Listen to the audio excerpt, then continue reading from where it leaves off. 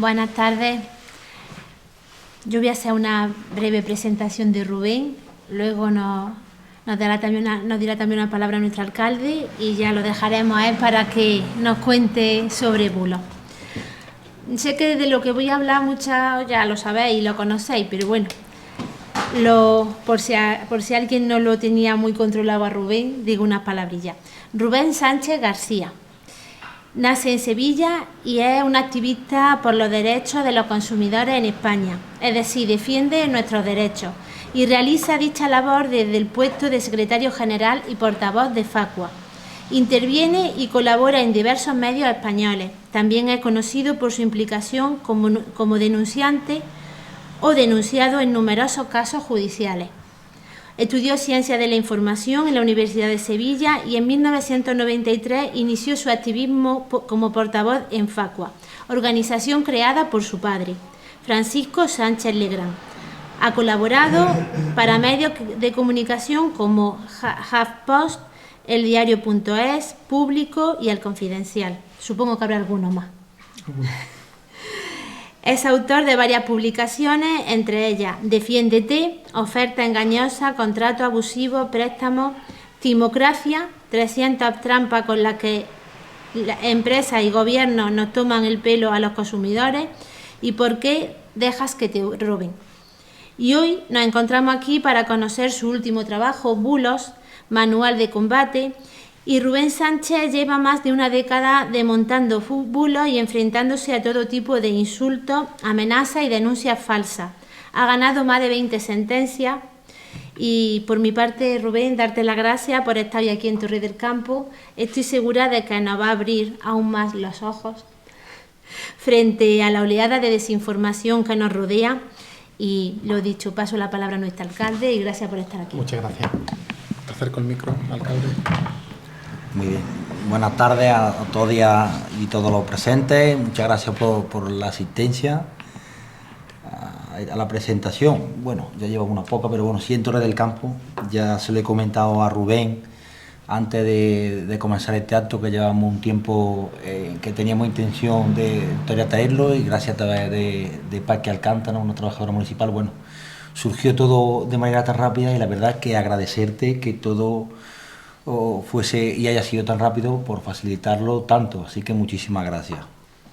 Yo quiero ser muy breve, pero sí quiero, para los vecinos que luego vean esta noticia, que están en casa, que la verán este fin de semana, que lo lean, porque efectivamente es un manual de cómo la experiencia que te ha llevado, el bagaje que tiene ya de difamaciones, de bulos, de falsos testimonios, yo qué sé, todo.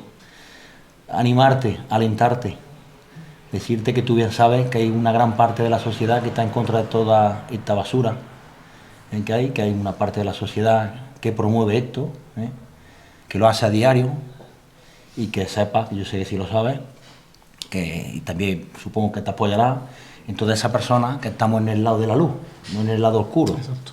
En el lado de la luz. Yo creo que somos mayoría, las personas que no consentimos de tipo de cosas, pero evidentemente es un manual muy rico, lo terminé anoche a las 12 de la noche, un libro que entra muy bien, habla de muchísima experiencia suya y la verdad es que esta es la sociedad que nos ha tocado. Este es el monstruo que hemos generado entre todos y todas y este es el monstruo que estamos permitiendo que dejen en nuestra vida.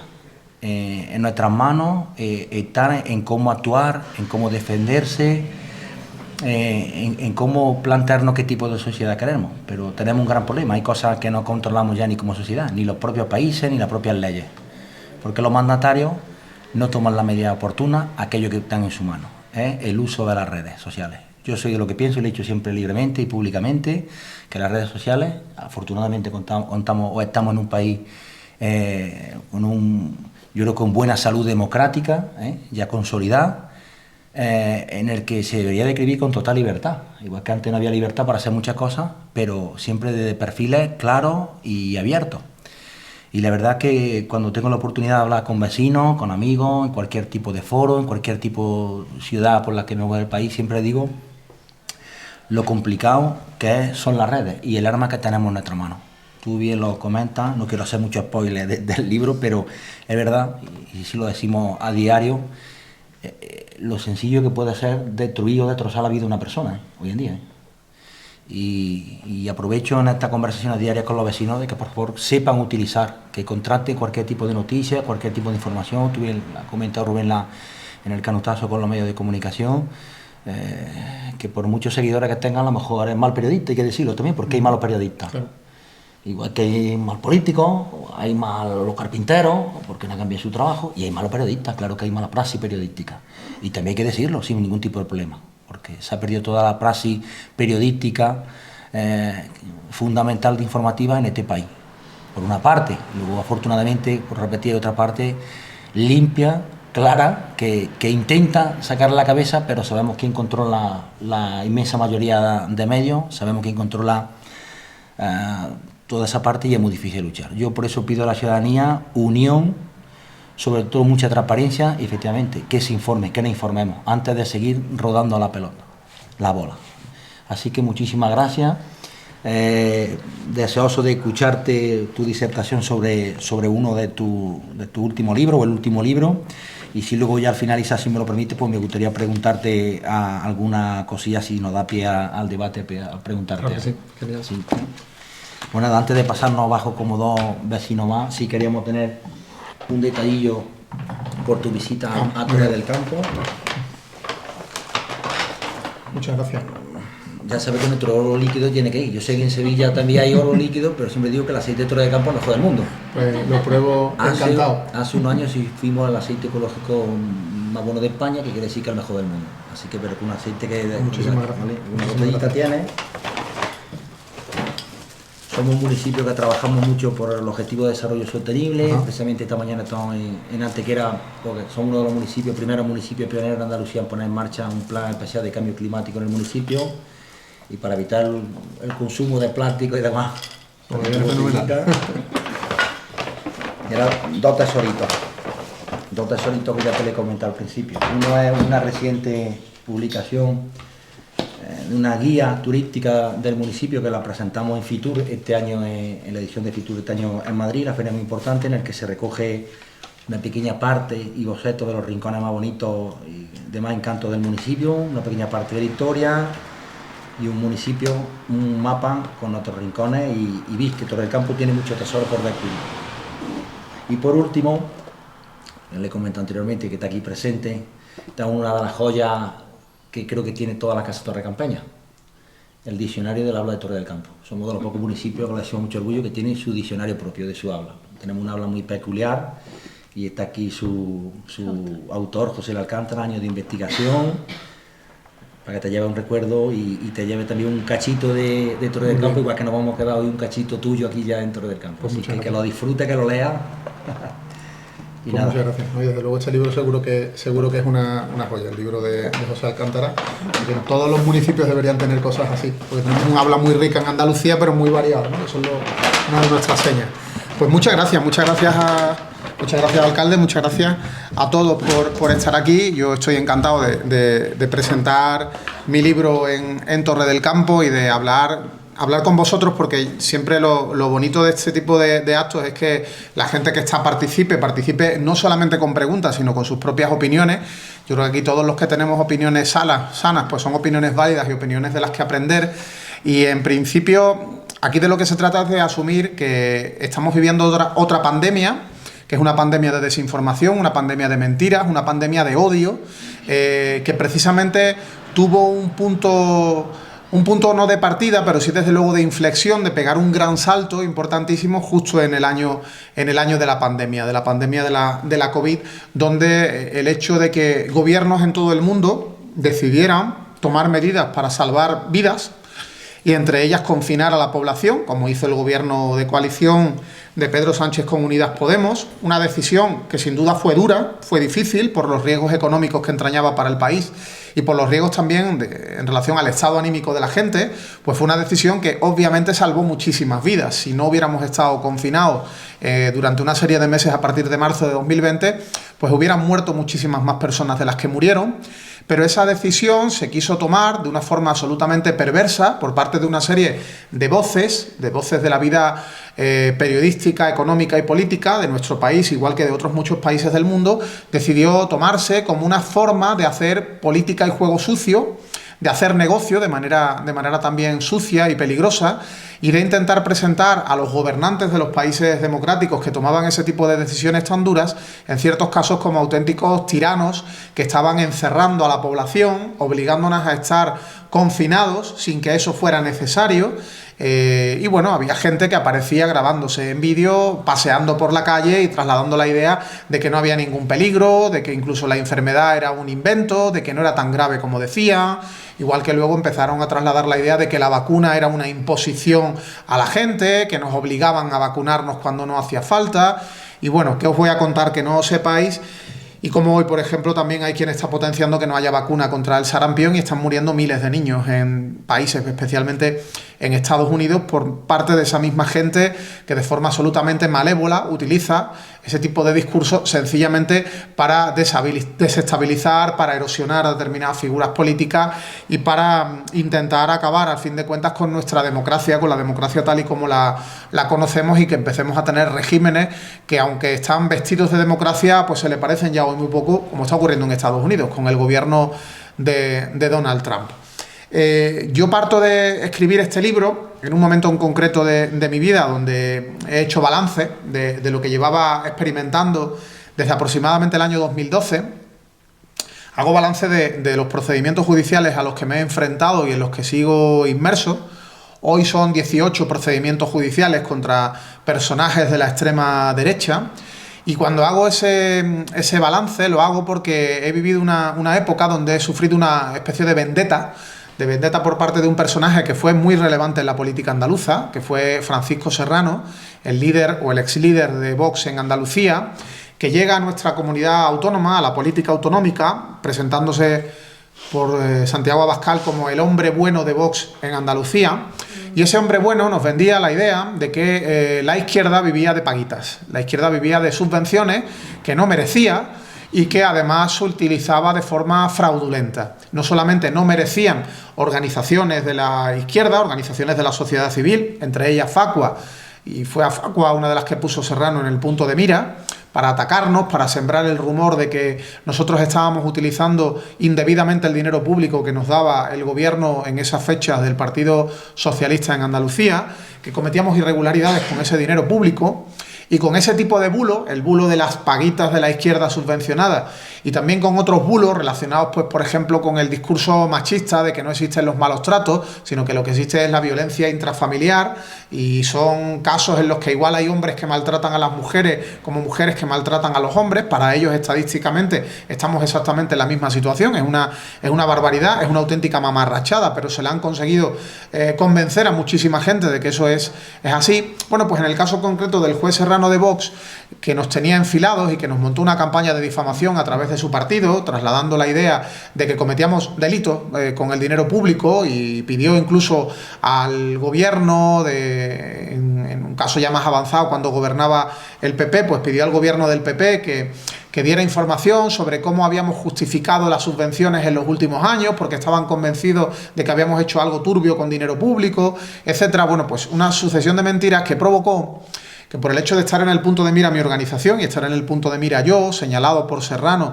y por gente de Vox, pues yo, lógicamente, y mi organización reaccionábamos desmontando esas mentiras, pero también provocó que hubiera alguien, una fuente, yo soy periodista, pues hubo una fuente que sabía que a mí me podía interesar información sobre el juez Serrano, información relacionada con paguitas, en este caso concreto con una paguita de 2,5 millones de euros que el juez Serrano había obtenido de una manera un tanto extraña y que después no había destinado a los fines para los que se le habían otorgado. A mí me llega una fuente que Serrano pagaría miles de euros, aunque debería tener todo su dinero embargado por la causa en la que está implicado, pero Serrano daría miles de euros por averiguar quién fue mi fuente. Me cuenta que hay algo raro con una subvención a la que ha cedido Serrano, ¿no? A sabiendas de que yo era alguien que iba a estar muy interesado por esa información. Y efectivamente yo empiezo a indagar junto a un periodista del diario Infolibre que se llama Ángel Munarriz, ahora trabaja en el diario El País. Empezamos a indagar. A mí me queda grande el tema porque la cantidad de trabajo que tenía que asumir en mi organización pues no me daba tiempo para poder hacer una investigación en profundidad, y de alguna manera lo que hago es que le cedo la exclusiva al compañero Munarriz, y él sí empieza a darle movimiento al asunto.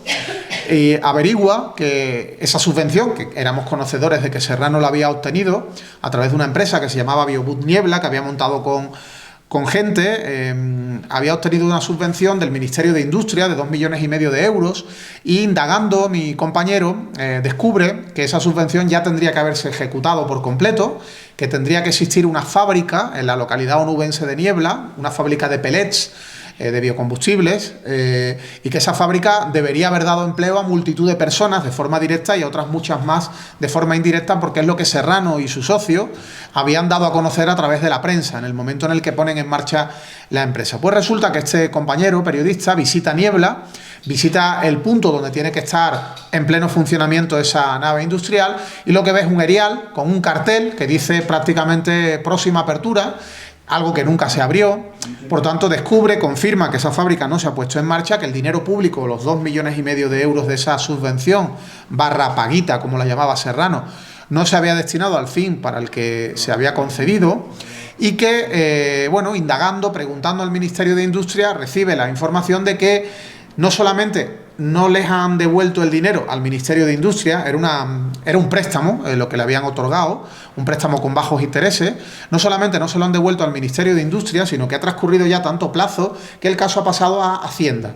Y Hacienda está requiriendo a Serrano y a sus socios que devuelva el dinero de una vez.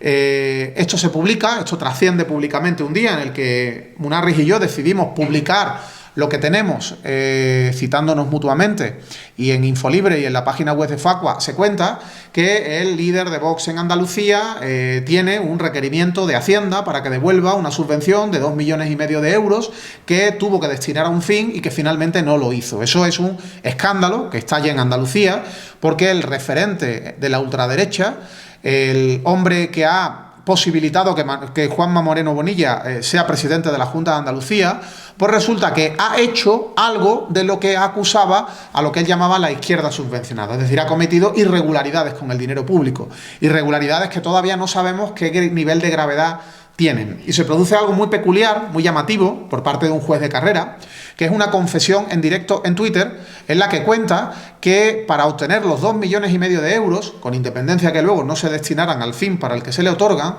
pero que para obtener los 2,5 millones de euros falseó el capital social de la empresa que creó. O sea, realmente es alucinante ver cómo un juez cuenta en Twitter algo que es bastante compatible con el delito de fraude en ayudas públicas. De hecho, cuando él publica eso, y lógicamente trasciende la confesión, que para Serrano era un intento de eludir su responsabilidad, diciendo que, que habían montado la empresa con un capital social falso, unas maquinarias, que aparentemente eran propiedad de Serrano y de su socio, pero que se declaran en la notaría donde se monta la empresa con facturas pro forma, es decir, con presupuestos, y el notario se los da por bueno, como si fueran facturas reales de la compra que justificara que el capital social de la empresa era esa maquinaria, un capital social de más de 1 millón de euros, y que por tanto posibilita que el Ministerio de Industria le dé credibilidad a que esa empresa merece 2,5 millones porque es solvente.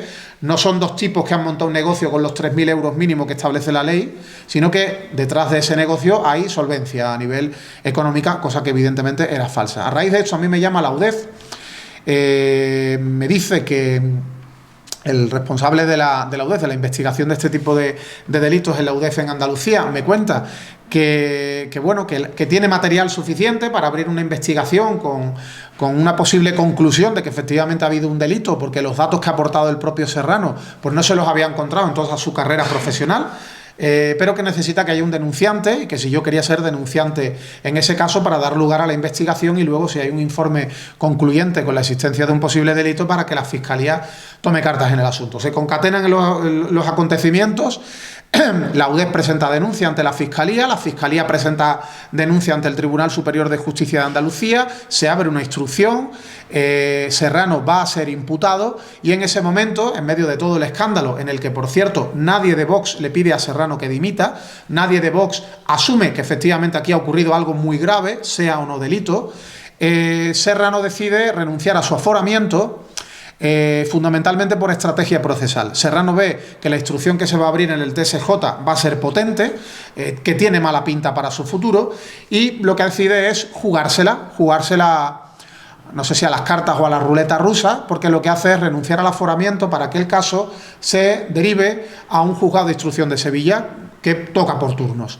Yo no sé a qué juez pensaba Serrano que le podía tocar el caso, pero desde luego no le tocó a un juez afín a los intereses de Serrano. En resumen, le tocó a un juez de verdad, a una persona que ha hecho su trabajo, mejor o peor, de forma más o menos satisfactoria, pero que desde luego no ha cometido ningún tipo de delito de prevaricación, eludiendo su responsabilidad de investigar un delito o un presunto delito de 2,5 millones de euros en ayudas públicas. Yo me persono en la causa como acusación popular, lo cual se suma más al odio que ya Serrano me tenía por el hecho de que yo hubiera destapado con Munarriz el tema y que hubiera presentado la denuncia en la UDEP, y esto da lugar a que Serrano impulse 5 procedimientos judiciales contra mí. Es ahí donde iba al principio, en cuanto a ese balance que yo hago, en el que me he visto en los últimos años inmerso en muchas causas judiciales que tenían como objetivo, por un lado, minar mi reputación, minar la reputación de Facua con ello, presentarme como un delincuente y con ello cargarse la imagen de la principal organización de defensa de los consumidores en Andalucía, pero por otro lado también minarme a nivel económico, porque el objetivo de Serrano es intentar, a la par que deteriorar mi reputación para convencer al juez que instruye la causa contra él de que yo estoy personado como acusación popular con fines espurios, según él, porque soy un supuesto delincuente, según él viene planteando, acusándome de distintos delitos, también busca mi ruina económica, porque por cada causa que impulsa contra mí, eso implica, en teoría, que tengo que contratar a un abogado y a un procurador y pagar unos honorarios que no son precisamente baratos, ¿no? Yo en esa coyuntura, bueno, he tenido la suerte de contar con un magnífico abogado que es Paco Tejado, es un abogado activista sevillano, militante de Izquierda Unida, que ha desarrollado la dirección letrada en la instrucción contra Serrano y ha provocado que haya muchísimas más cosas que se han investigado en la causa que si él no hubiera estado presente en la instrucción, y me ha defendido en los distintos procedimientos, en casi todos los procedimientos que Serrano ha abierto contra mí. Y no ha provocado precisamente una ruina económica para mí el tener a esta persona ayudándome en contra de lo que le hubiera gustado al juez Serrano.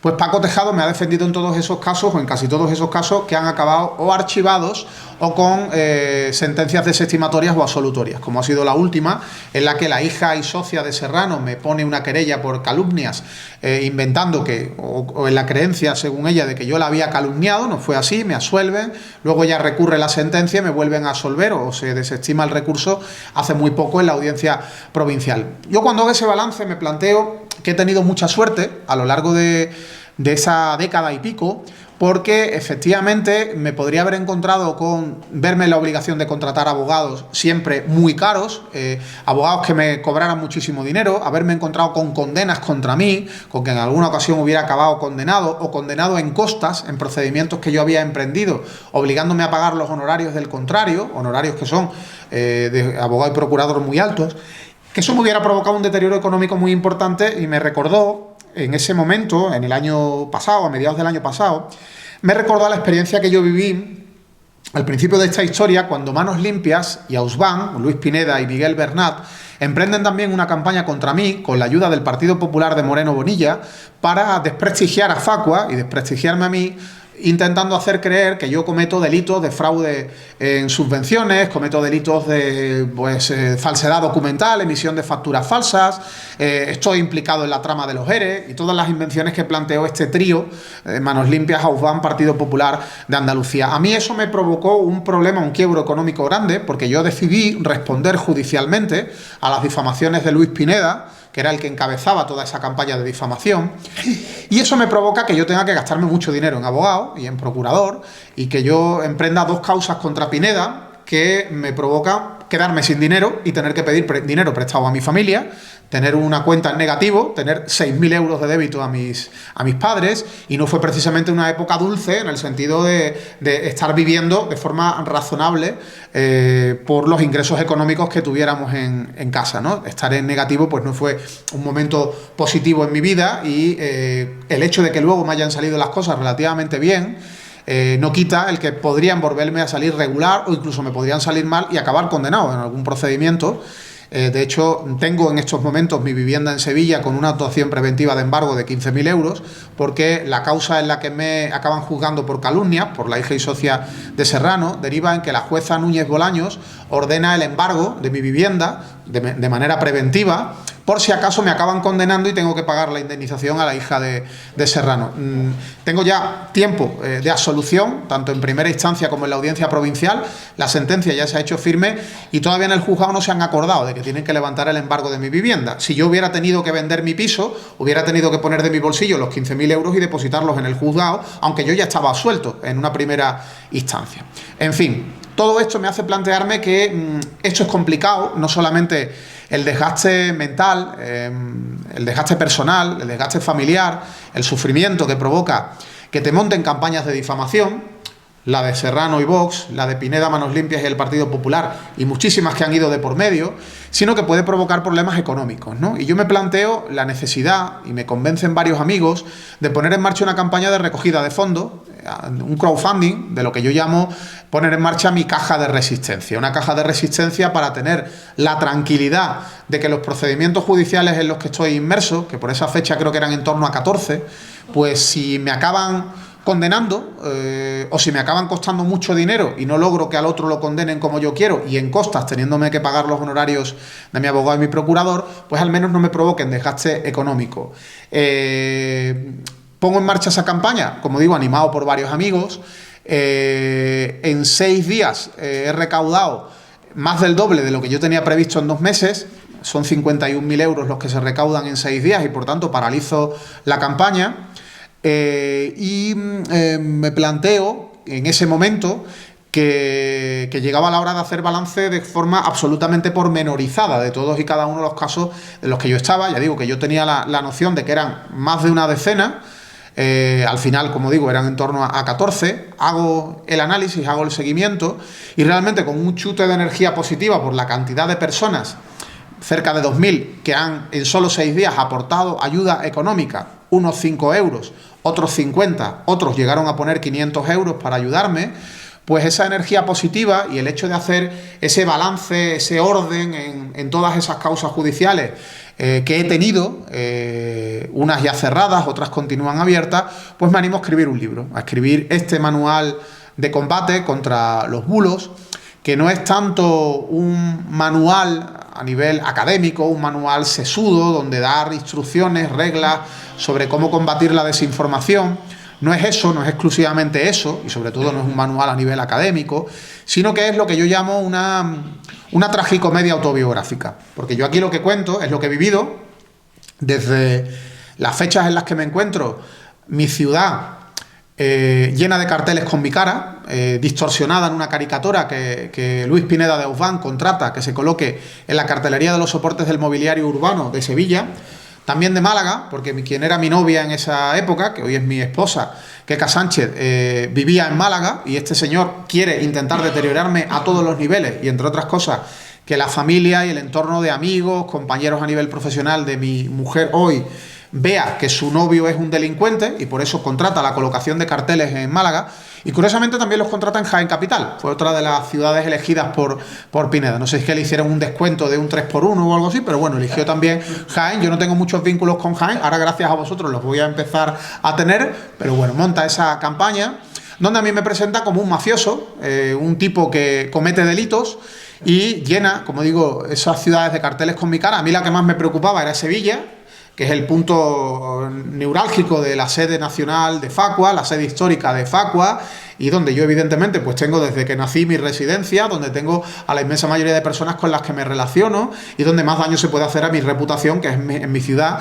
donde te coloquen carteles con tu cara llamándote delincuente. Nosotros le pedimos al Partido Popular de Sevilla que en esas fechas gobernaba la ciudad, con Juan Ignacio Zoido al frente, le pedimos que retire la cartelería. Le pedimos que retire la cartelería porque es una auténtica campaña de difamación. Es una campaña en la que no está dando información veraz sobre mis supuestos delitos, sino que me está atribuyendo falsamente delitos que tienen que provocar que yo vaya a los tribunales y que, por otro lado, tienen que provocar también en que el ayuntamiento valore que eso está vulnerando la normativa municipal en materia de publicidad en soportes del mobiliario urbano, que no permite que se lancen mensajes como que Facua es una mafia.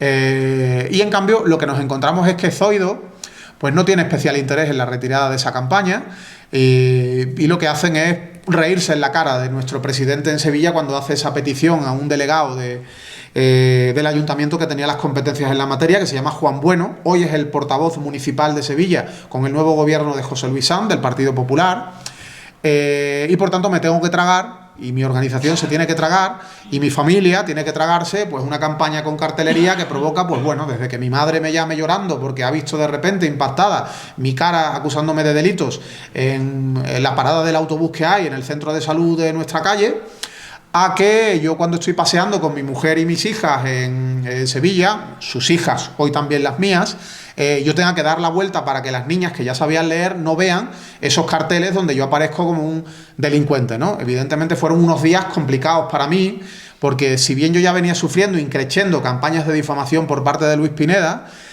no estaba preparado para encontrarme ese tipo de campañas, ¿no? Después vinieron muchas más cosas. Ver a Alvise Pérez anunciando que una jueza va a juzgarme por un montón de delitos que he cometido contra él, todo de ficción creada por Alvise Pérez, que ha derivado en que yo lo lleve a los tribunales por difamación. Ver a Vito Quiles contar que los padres de mi barrio están muy preocupados porque me acerco mucho a las niñas en las puertas de los colegios cuando salen, por tanto está deslizando que soy un pederasta. Y bueno, que me acusen de todo tipo de delitos. También Quiles plantea que yo contrato a sicarios para que vayan a las puertas de las casas de la gente a amenazarlos de muerte, cosa que me recordó a lo que Luis Pineda había dicho una década atrás, inventando que yo había mandado sicarios para que le partieran las piernas, ¿no? Al final esta gente no inventa, suelen lanzar las mismas historias con distintos adornos. De hecho, fijaos si no inventan que ese bulo tan repugnante en el que intentan burlarse, mofarse de forma transfoba, además, de la mujer de nuestro presidente, de Pedro Sánchez, llamándola Begoño, intentando hacer creer que antes era un hombre. Ese bulo se ha creado en distintos países del mundo, en distintas etapas, haciendo creer que la esposa del presidente o primer ministro antes era un hombre. No ha sido un invento creado con el caso del matrimonio de Begoña Gómez y Pedro Sánchez. No inventan, generalmente, quizás lo que hacen es adornar invenciones anteriores de otros países o de otros buleros profesionales, y vuelven a lanzar las mismas historias. Pero bueno, en cualquier caso, aunque no inventen, aunque no sean muy creativos, daño hacen, ¿no?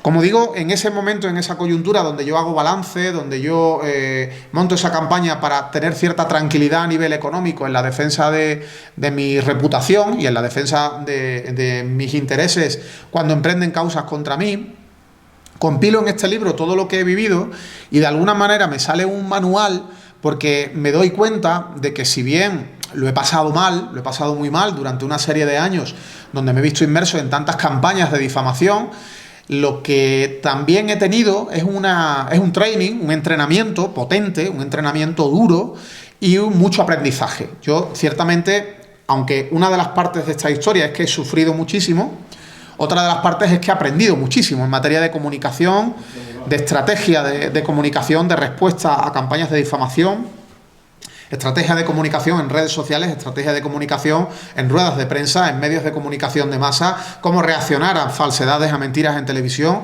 Yo recuerdo que la segunda vez que intervine en Al Rojo Vivo fue como consecuencia de una difamación. La primera fue cuando el gobierno de Rajoy amenazó con ilegalizar a Facua por criticar la subida del IVA y los recortes en la educación y en la sanidad pública. Fue la primera vez que estuve en Al Rojo Vivo. Y luego, ya en la etapa de Ferreras, estando Cristina Pardo como sustituta, un día el antiguo director de la revista Tribuna Pérez Henares, de repente inventa que yo estoy implicado, no recuerdo si en la trama de los ERE o en la de los cursos de formación. Da igual, si lo importante es inventarte que estás implicado en alguna trama de corrupción. Y yo tuve que reaccionar contactando con Al Rojo Vivo y pidiendo ejercer el derecho de rectificación que marca la ley, que es un derecho de réplica o de contraversión, para poder contar en directo que era falso que yo estuviera imputado en ninguna causa de corrupción y que estuviera citado en los juzgados, como había inventado Pérez Henares en uno de los programas, ¿no? He aprendido mucho en estos años y también he aprendido mucho a nivel judicial. Yo no soy abogado, quizás en mi profesión frustrada yo debería haber estudiado la carrera de Derecho en lugar de, o a la vez que la de Periodismo, porque me gusta mucho el Derecho y porque llevo desde que estoy en Facua, en 1993, que entré en la organización como periodista en práctica, porque estaba estudiando periodismo en esos momentos, y luego en el año 98-99 acabo siendo, porque así lo deciden, el portavoz de la organización. Yo aprendo mucho derecho porque estoy continuamente hablando con nuestros abogados de normativa de consumo, normativa de protección al consumidor y qué es lo que tenemos que contar en los medios, cómo tenemos que asesorar a la gente en entrevistas, en notas de prensa, etcétera. Y aprendo mucho, he aprendido mucho de derecho. En estos últimos años, en esta última década y 3 años, he aprendido mucho de derecho relacionado con derecho al honor, a la intimidad, a la propia imagen, derecho de rectificación y también algo relacionado con distintos tipos de delitos de los que me han acusado a mí y me he tenido que defender, ¿no? Yo también he estado imputado 2 veces además por delito de revelación de secretos, que es el delito de moda, el de fiscal general, el delito del que acusan al fiscal general, ¿no?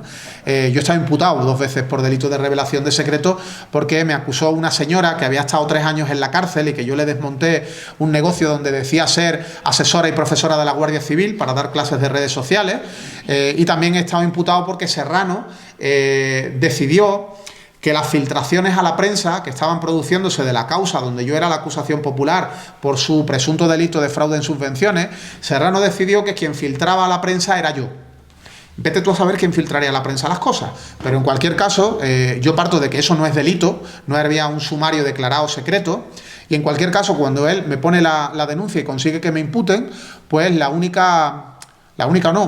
prueba que tiene de que yo soy el filtrador, que no tendría por qué ser delito si finalmente se detectara quién es el filtrador, parto de eso, aunque el juez de instrucción ni siquiera profundizó en esa materia, pero él lo único que plantea es que yo soy el filtrador porque a mí me interesa que trascienda públicamente lo que se está investigando, pero no tiene ningún tipo de prueba de que yo haya filtrado nada, y entonces el juez directamente archiva, igual que abrió la causa, archivó. Eso es un problema en nuestra sociedad, el tema de que te imputen, porque si bien imputar a un periodista por revelación de secretos no daña prácticamente su reputación, imputar a un fiscal general sí, y imputarte por otro tipo de delito sí daña tu reputación. Imputarte por, pues no sé, pues por un delito de estafa o por un delito de fraude en subvenciones sí daña tu reputación. No presupone que seas culpable. El que a Serrano lo imputara no presuponía que fuera culpable. De hecho, ni siquiera lo presupone el hecho de que lo hayan encausado. Es decir, ya ha pasado a la fase en la que el juez de instrucción resuelve que hay elementos para mandarlo a juicio. No presupone que sea un delincuente el juez Serrano, hay que juzgarlo y en ese juicio es donde se determinará si efectivamente cometió los delitos. Incluso tendrá derecho a presentar un recurso al Tribunal Superior de Justicia de Andalucía cuando lo juzgue y espero lo condene la Audiencia Provincial, y si finalmente el TSJ decidiera que no cometió los delitos, pues no los habría cometido. Incluso si lo condenan y recurre al Supremo y el Supremo acaba determinando que no cometió de los delitos, seguiría siendo una persona que no es culpable de haberlos cometido. Lo que ocurre es que en nuestro país, por desgracia, el hecho de estar imputado en el imaginario colectivo significa que eres un delincuente, que eres culpable. Pero no es así realmente, ¿no? Independientemente de lo que podemos creer, saber o los datos que podamos manejar de gente de la que por el hecho de estar imputados presuponemos que efectivamente algo hay y que muy posiblemente serán culpables, pero también es un error muchas veces que cometemos y en esto muchas veces opera el conocido como sesgo de confirmación. Yo no sé si vosotros cuando leéis o veis en los medios que han imputado a un dirigente del PP, directamente pensáis que seguramente será culpable y en cambio cuando leéis o escucháis que han imputado a un dirigente de Podemos, de Izquierda Unida o del PSOE, pensáis, aquí hay lawfare. Pues eso es sesgo de confirmación. Partimos de que los nuestros, entre comillas, son culpables o son inocentes, mejor dicho, si los imputan, y los otros son culpables cuando los imputan. Y realmente no es así. Hay políticos de izquierdas que han cometido delitos y los han condenado por ellos, Y hay políticos de derechas a los que han imputado y no habían cometido ningún delito. Había habido un error o sencillamente los primeros indicios arrastran a pensar que ha podido cometer el delito y al final se determina que no. O que lo que han hecho no alcanza el nivel de ser considerado delito, aunque sea reprobable desde el punto de vista ético, ¿no? Eso también es un error que cometemos en la izquierda cuando trascienden ciertas informaciones. Pero bueno, lo que comentaba es que el hecho de desarrollar un manual, escribir, plasmar mi trayectoria, pues me pone de manifiesto, conforme estoy escribiendo, a fin de cuentas, algo de lo que yo ya tenía cierta noción en los últimos años y era que estaba aprendiendo mucho, ¿no? Y efectivamente, conforme voy escribiendo el libro, veo que lo que he aprendido, o parte de lo que he aprendido, porque en el libro no lo cuento todo, pues si no, no podría publicar un segundo libro sobre algo parecido, lo que me viene a poner de manifiesto es que las cosas que yo he hecho, sobre todo con el método ensayo-error, y la primera parte del libro va de eso, de mucho ensayo-error y muchas meteduras de pata que cometo, pues me ponen sobre la mesa el que he aprendido cómo reaccionar ante determinadas acciones que representan estrategias de bulos, de difusión de bulos, campañas de difamación, amenazas. En el libro también hablo de personajes de la extrema derecha, que curiosamente al final todos han resultado ser miembros de Vox, que se han dedicado a amenazar de muerte al presidente del gobierno, a hacer llamamientos a violar a sus hijas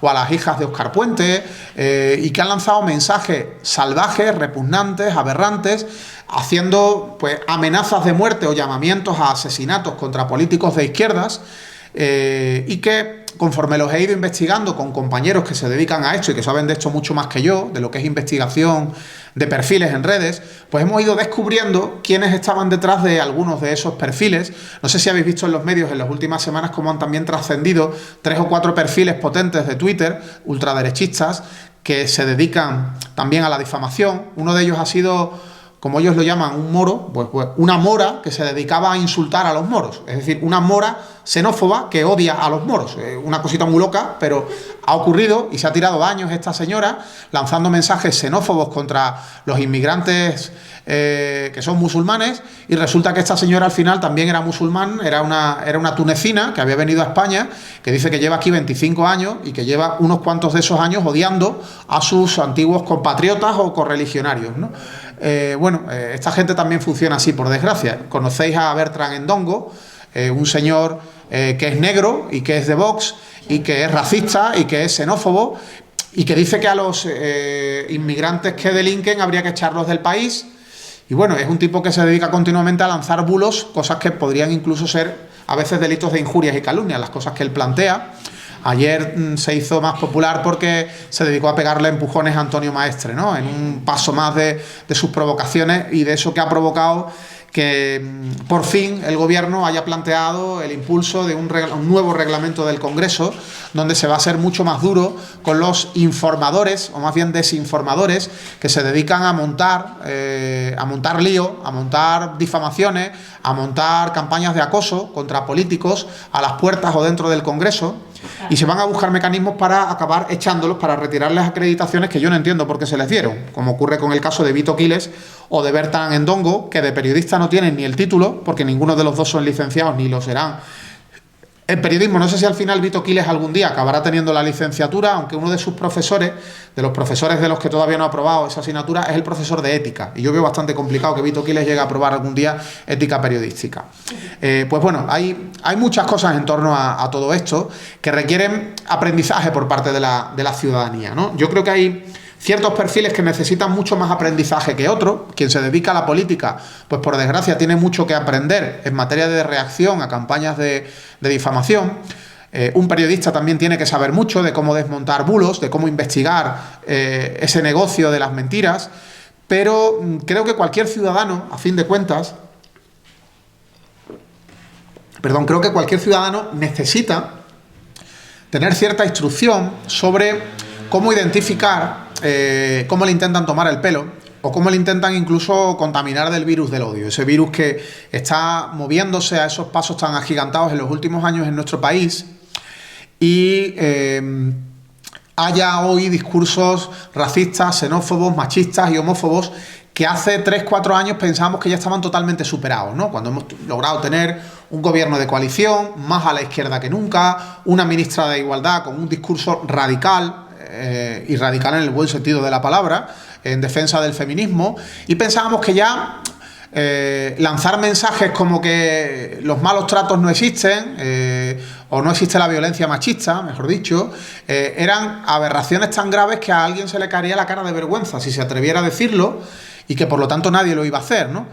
Y por desgracia, hoy en día nos llegamos a encontrar como dentro de esa ola racista, machista, homófoba y xenófoba, hay quien incluso se atreve a reivindicar los chistes de mariquitas. Y lamentablemente lo ha hecho un supuesto socialista, como Alfonso Guerra, no lo ha hecho un ultraderechista, ¿no? Pues el que haya gente que se atreva a eso, por lo que hace unos años a todo el mundo en España se le caía la cara de vergüenza y Espacio estaba escondido y agachaba la cabeza y no se atrevía a decir las barbaridades que hoy dice, pues por desgracia, como digo, ese virus del odio que han sembrado la gente de Vox y su entorno, y hoy también les ayuda a la gente del PP, pues ha derivado en que hayamos dado pasos hacia atrás. Hay mucha gente en nuestra sociedad que sigue dando pasos hacia adelante y que reivindica, pues no sé, el feminismo frente a otros que dicen que eso del feminismo es mujeres que odian a los hombres, pero hay demasiada gente hoy que está contaminada de ese virus del odio como consecuencia de cómo ha ido habiendo un auge de la extrema derecha y cómo muchos medios de comunicación han comprado información que es auténtica basura, ¿no? Y en lugar de dedicarse a desmontar cada una de las mentiras y de las barbaridades que iba sembrando Vox, lo que han hecho es darlas como si fueran noticias que había que contar, ¿no? Determinadas reivindicaciones de Vox se venden como noticias en lugar de venderse como barbaridades xenófobas que Vox plantea. Y hoy en día nos encontramos como en nuestro país, en nuestro Congreso, el Congreso de los Diputados, donde están las personas electas por el pueblo, haya alguien, en este caso un diputado de Vox, que se atreva a describir el franquismo como años gloriosos para España donde se vivía muy bien, ¿no? Cosa que hace unos cuantos años hubiera sido absolutamente inconcebible. Bueno, pues ante todo lo que está pasando yo creo que es importante que la ciudadanía, no solo políticos y periodistas, sino la ciudadanía, sea cual sea su nivel de formación, tiene que autoconvencerse de la necesidad de formarnos ante la información falsa, ante las campañas de bulos, ante las campañas xenófobas y machistas, ante todo eso.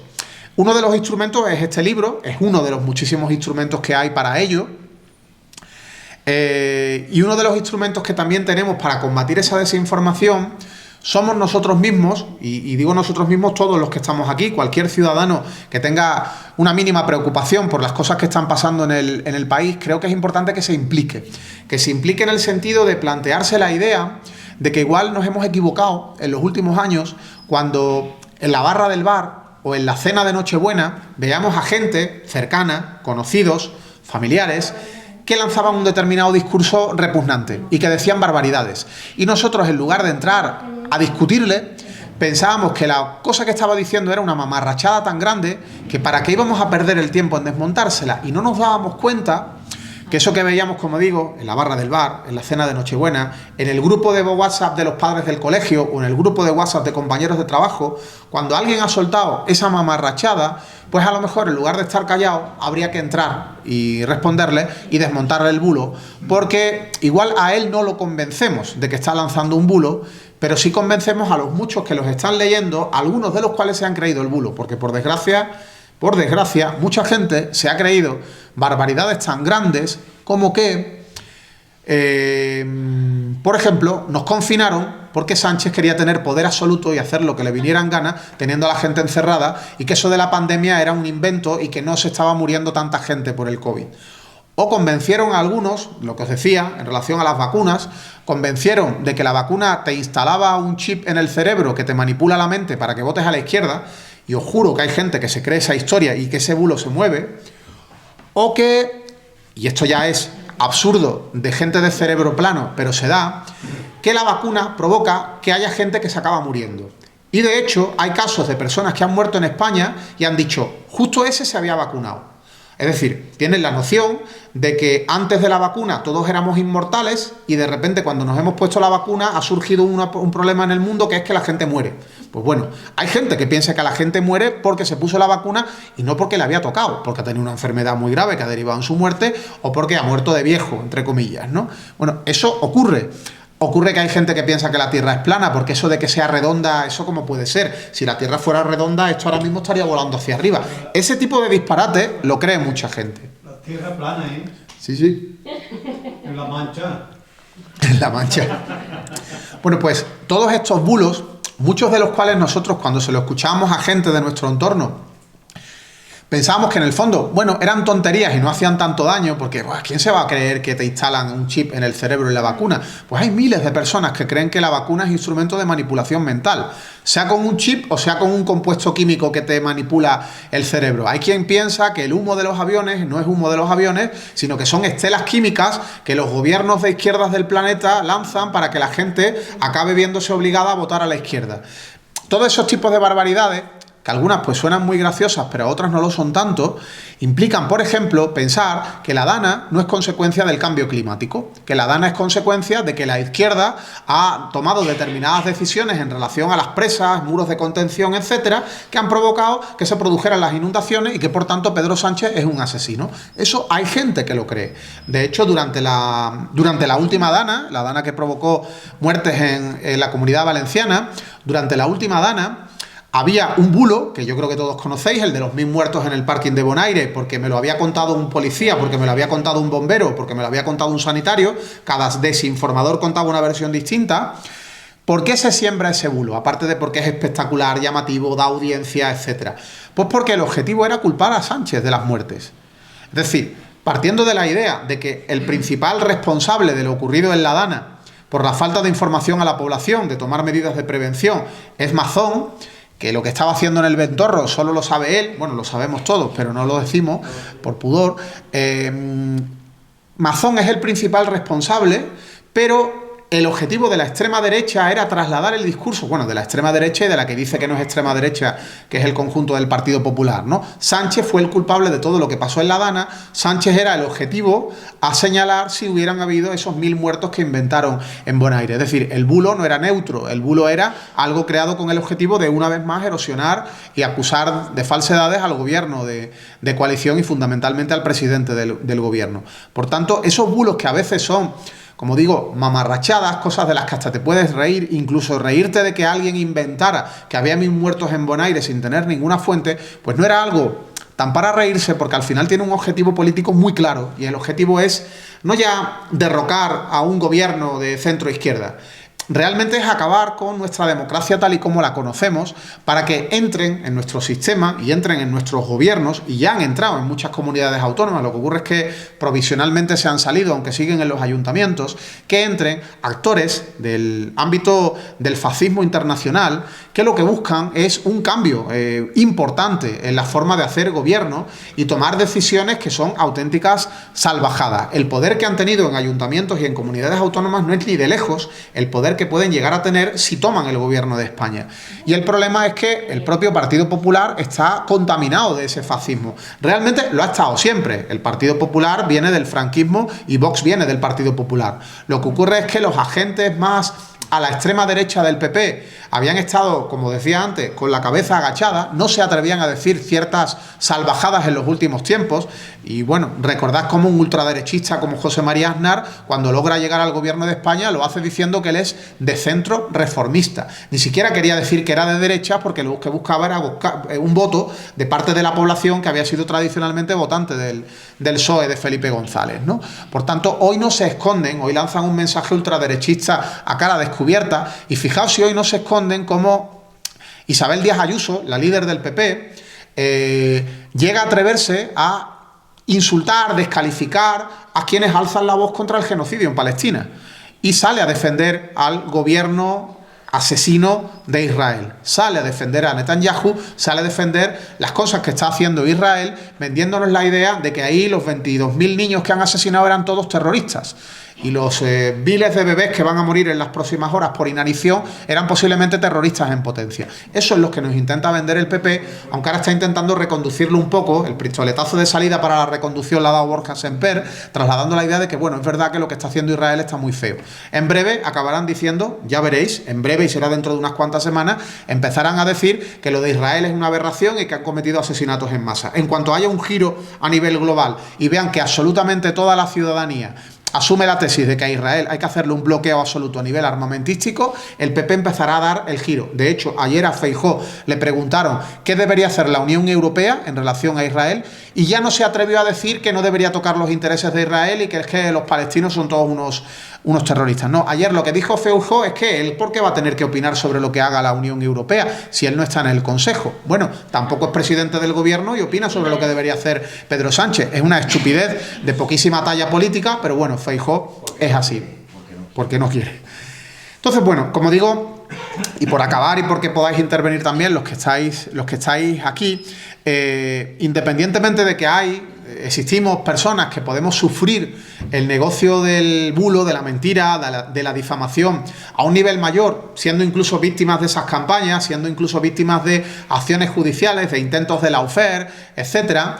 Creo que realmente a cualquier ciudadano le afecta este negocio, esta búsqueda de pudrir mentes con desinformación, y que a todos nos debería preocupar lo que está pasando, implicarnos, como digo, como mínimo, desmontando mentiras o desmontando salvajadas que le escuchemos a un vecino, familiar, en cualquier contexto en el que estemos, porque si no lo hacemos nosotros, no lo va a hacer nadie. Es decir, tenemos que dar pasos para convencer a los que están contaminados de que lo que hacen es estúpido, es absurdo o es grave, y también a la gente a la que ellos pueden convencer, pues intentar amortiguar, porque si no tenemos un discurso de reacción a esas cosas, nos podemos encontrar que nuestros hijos, sobrinos o nietos nos cuenten que los inmigrantes vienen a España porque el gobierno les regala 1.000 euros nada más entrar, les quita el trabajo a alguien y se lo da a ellos, les regala un piso y les da la nacionalidad.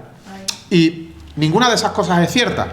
Lo de la nacionalidad va a ser cierto en breve porque se va a nacionalizar a los inmigrantes de antes de X fecha si cumplen determinados requisitos. Pero todo lo demás es una falacia que está sembrada por la extrema derecha y que nuestros hijos, sobrinos y nietos lo ven en TikTok y lo ven en Instagram, lo ven en vídeos de líderes de opinión de la extrema derecha que lanzan un discurso xenófobo y que convencen a chavales, especialmente a chavales jóvenes, porque saben además que de esto no se suele hablar en las casas, o en muchas casas no se habla de ello, y creo que tenemos que volver a hablar de cosas que a lo mejor pensábamos que estaban superadas y que ya en las escuelas o en la tele se contaban, y para qué te vas a complicar la vida en hablar de eso con tu familia. Pues bueno, tenemos que volver a complicarnos la vida mucho más que nunca, precisamente porque cada uno de nosotros somos muro de contención del fascismo si estamos dispuestos a ello, ¿no? Y yo creo que nos estamos jugando, como dice Óscar Puente en el epílogo del libro, nos estamos jugando a la democracia ante lo que está pasando en estos momentos, y es absolutamente clave que todos los ciudadanos nos impliquemos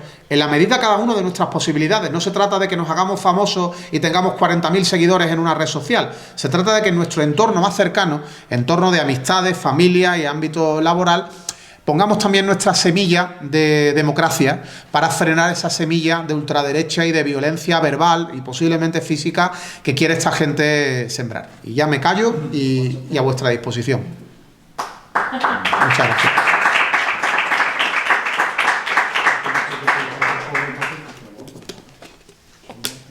Sí.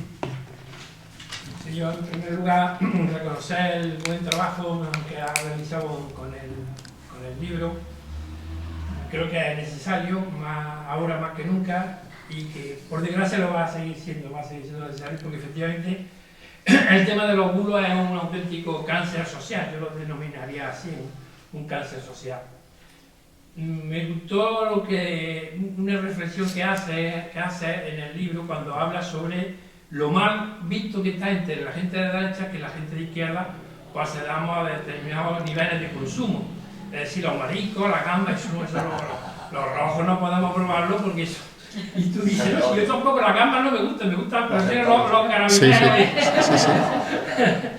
Entonces, y es verdad, es que eso, así ellos se creen, lo mismo que se creen con derecho, digo la derecha esta rancia de este país, la derecha rancia de este país, lo mismo que se creen con derecho a detectar el poder siempre, pero secula seculorum, también creen de la misma manera que la gente humilde y la gente de izquierda además, pues no podemos acceder a esos niveles de consumo.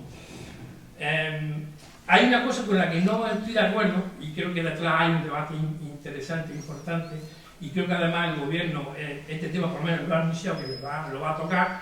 No estoy de acuerdo cuando tú hablas que está a favor del mantenimiento del anonimato en las redes sociales. Yo soy totalmente contrario, pero no, en todo no vamos a coincidir. Yo creo que todo lo contrario, que es verdad que el anonimato permite que en situaciones de debilidad desde el punto de vista laboral, por ejemplo, incluso político, en determinados ámbitos más rurales y demás, pues claro, te permite el anonimato, pues dar una opinión que de la otra manera no puedes darla porque te van a dar el palo. Eso es verdad. Pero yo aún así apuesto por lo otro, pero vamos, un tema que está sometido a debate.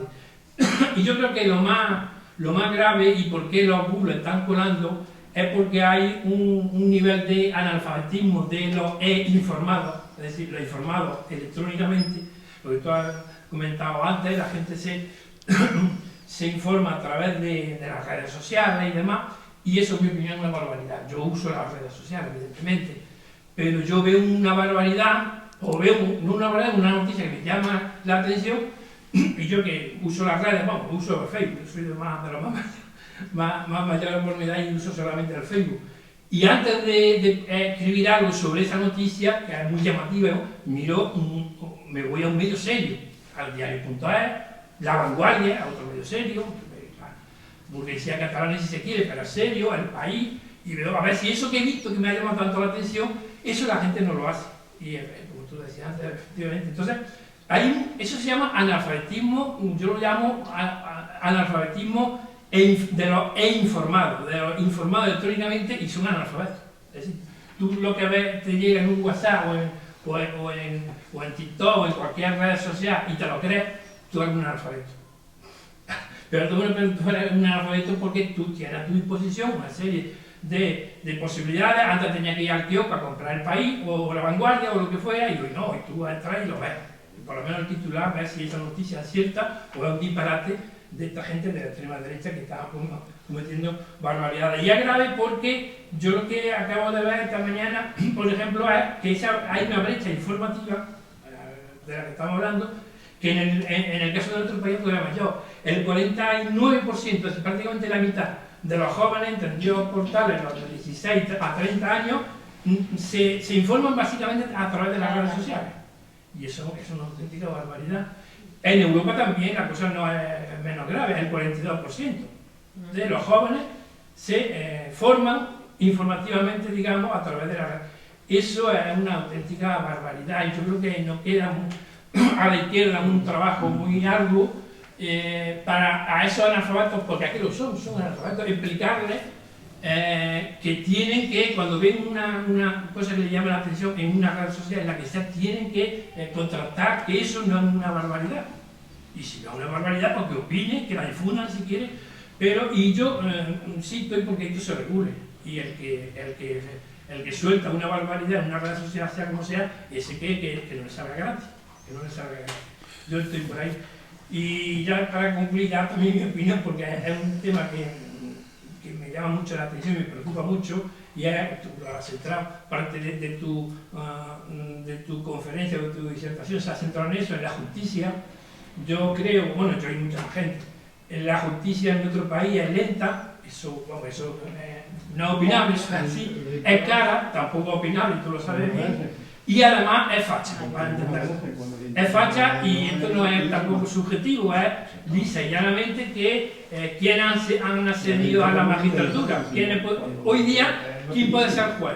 Pues gente que tiene que tener un determinado nivel económico o una ayuda, porque cualquiera no puede ser juez. A lo mejor cualquiera o prácticamente cualquiera puede ser arquitecto, perito, no sé qué, pero Juan no. Y de eso, claro, eso se paga. Eso significa que, yo no sé el porcentaje porque esto es muy relativo, pero seguramente más del 90% de la judicatura de este país es de derecha y gran parte de ella además no de derecha, sino muy de derecha, fascista.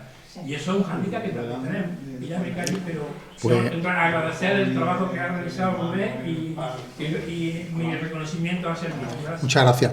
Has planteado algunas cosas muy interesantes, ¿no? Hay una de ellas, bueno, empezando por la primera, por intentar seguir el orden. Es verdad, ¿no? Ese discurso tan estúpido, tan de lerdos, ¿no? De identificar a la izquierda con comer gambas, como si es que eso fuera un manjar exquisito que cuesta miles de euros, ¿no? Es más barato hacer un arroz con bogavante y gambas que llevar a los niños a comer al McDonald's. O sea, hacerlo en casa y comprar la materia prima en un supermercado o en la pescadería te va a costar más barato que irte a comer fuera, no en un sitio de lujo precisamente, sino en una una cadena de fast food. Lo que ocurre es que ellos han querido identificar eso y lo relacionaron mucho en cierta época con el caso uno de los primeros casos de lawfare en España fue Sevilla, laboratorio de pruebas de lawfare en España, como Torrijos lo dice, el primer teniente de alcalde del Ayuntamiento de Sevilla en la etapa del PSOE de Monteseirín, él es de Izquierda Unida, y le hacen una foto en una feria del marisco donde el hombre estaba cometiendo el pecado del lugar de comer montaditos de solomillo al whisky, pues estaba comiendo marisco, porque es que era una feria del marisco, no podía comer otra cosa, y lo hacen una foto con un montón de marisco,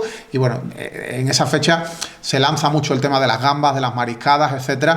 No creo que le costara muy cara la mariscada, porque en las ferias del marisco precisamente no ponen precio de restaurante de 5 tenedores, pero al final era el juego sucio del diario ABC, que estaba montando una campaña de lawfare contra Torrijos junto a, bueno, determinados agentes del ámbito judicial, político, el Partido Popular, especialmente con Zoido, que quería ser alcalde. Le montan esa campaña, lo acaban imputando, lo acaban encausando, lo acaban juzgando mucho tiempo después de que hubiera tenido que no abandonar, pero sí perder la batalla política, y al final en todas las causas de corrupción en las que juzgan a Torrijos pues acaba suelto porque no había ningún delito de por medio, era lawfare, ¿no? Lo que planteabas del anonimato, a mí me parece un debate muy interesante el del anonimato en redes, ¿no? Y yo comprendo que haya tantas voces de la izquierda que están a favor de acabar con el anonimato y que para poderte abrir un perfil en una red social tengas que aparecer públicamente con tu nombre y apellido. A mí no me gusta eso, porque hemos vivido una etapa muy oscura en nuestra España, de décadas de un régimen fascista, asesino, genocida, en la que quien alzaba la voz contra el régimen pues podía acabar asesinado, torturado, como mínimo encarcelado, ¿no? Y eran importantes los anónimos, eran importantes la publicación de medios, pues no sé, como El Mundo Obrero, donde no necesariamente tenías que firmar con tu nombre, porque igual lo que importaba era que firmaras como un seudónimo, por tanto eras un anónimo, para que no te pudieran localizar y eso no pudiera derivar en palizas, encarcelamiento, etcétera. El anonimato sigue siendo importante. Imaginaos, pues no sé, un chaval que tiene un perfil de Twitter hablando de la defensa de los intereses del colectivo LGTBI, hablando contra la homofobia. Ese chaval además es homosexual y ese chaval es el hijo de una persona homófoba que trabaja en una empresa donde el jefe es un homófobo. Si lo hiciera a cara descubierta con su nombre, ese perfil, pues estaría visto por su padre, estaría visto por su jefe y lo maltratarían aún más de lo que lo maltratan, ¿no? Y por lo tanto ese chaval ha decidido permanecer en el anonimato. No sale del armario digital porque le preocupan las consecuencias. Y yo creo que hay que respetarlo. Esos perfiles son valiosos. El perfil es anónimo. Hay muchos. Yo conozco gente, yo conozco las identidades de unos cuantos anónimos bastante potentes en redes sociales que si se desvelara su identidad pues podrían tener consecuencias bastante duras para ellos, ¿no? Es cierto que luego está la perversión del anonimato. Usarlo para insultar, para amenazar, acosar, hacer llamamientos a ataques contra determinadas personas, incluso agresiones físicas, etcétera. Pero es el peaje que tenemos que pagar dentro de un sistema donde hay derechos fundamentales, derecho a la libertad de información y de opinión, y yo creo que esos derechos hay que protegerlos incluso con el derecho al anonimato, en la publicación de información en redes sociales o en grandes medios de comunicación, donde tradicionalmente hemos visto grandes medios, radios, diarios, donde había columnas que eran firmadas por seudónimos. Y algunos eran seudónimos porque eran gente, pues no sé, de la nobleza, que no querían que trascendiera, que era un marqués el que estaba haciendo determinadas informaciones en un medio, y en otras ocasiones era alguien que no quería que en su entorno se supiera que era. Ya digo, al final, el del anonimato peligroso, fascista, es un peaje que tenemos que pagar, pero yo insisto en defender ese derecho al anonimato digital, aunque me parece muy legítimo que haya voces que opinen lo contrario y que pongan más en la balanza el peso de lo negativo, de lo peligroso, ¿no? Luego está el tema de regular todo esto, que sale mucho en las presentaciones del libro. Gente que plantea la necesidad de regular, de prohibir, dicen algunos, noticias falsas, difamaciones, etcétera. Y realmente no parto de que estén equivocados, porque es cierto que puede ser necesario mejorar la regulación, pero esto ya está regulado. Es decir, imaginad que yo decido contar, pues no sé, que el alcalde de joven tenía melena, y es mentira. Bueno, pues imagínate que fuera mentira, alcalde, y que tú... Yo también tenía melena de joven. Pero imagínate que es mentira. ¿Le provoca algún tipo de daño reputacional al alcalde eso? A lo mejor entre ciertos sectores de población sí, pero yo creo que esto es un bulo muy blanco, ¿no? No erosiona, ¿no? ¿Debería tener consecuencias gravísimas el que yo inventara que el alcalde tenía melena? ¿Me deberían meter en la cárcel por eso? ¿Me debería el alcalde llevar a los tribunales y que yo lo tuviera que indemnizar por ello? En este caso de ese bulo tan blanco, pues esa mentira no le hace daño a nadie, podríamos llegar a decir si quizás exageramos, ¿no? Por tanto, ¿cómo vamos a plantear la prohibición y el que se convierta en un hecho punible cualquier tipo de mentira? No, la mentira que debe estar, entre comillas, prohibida, aunque no se puede prohibir nada. Tú vas a decir algo y otra cosa es que si te saltas determinadas leyes luego tenga consecuencias, ¿no? Pero la mentira que es peligrosa es la mentira difamatoria, la mentira que atenta contra el honor. Imaginad que yo cuento que el alcalde era traficante de drogas hasta hace 2 años. Eso sí sería una mentira difamatoria. Pero eso sí está ya regulado, está prohibido, está penado. En España, desde los años 80, cuando se aprueban las leyes orgánicas de derecho al honor, la intimidad y la propia imagen y la ley orgánica de derecho de rectificación, y cuando el Código Penal introduce y luego en sucesivas reformas se modifica el concepto de injuria y de calumnia, ¿vale? La injuria es insultar, un insulto grave contra alguien, y la calumnia es una acusación de que una persona haya cometido un determinado delito a sabiendas de que es falso. Si yo creo que el alcalde ha traficado con drogas y de hecho tengo indicios y de hecho estoy absolutamente convencido y hay alguien, una fuente que me lo ha contado, etcétera, pues puede que eso no sea calumnia. Si yo lo digo, puede ser que no fuera calumnia acusarlo de ese delito, pero sí desde luego sería una intromisión ilegítima en su derecho al honor, porque yo he contado algo que es falso y que atenta contra su reputación. Puede que no alcance la categoría del delito de calumnia, también puede que sí, pero desde luego sí entraría dentro de en la vía civil la intromisión ilegítima del derecho al honor. Por tanto, el bulo, la mentira, sí está prohibida, sí está regulada. Otra cosa es cómo de bien regulada esté.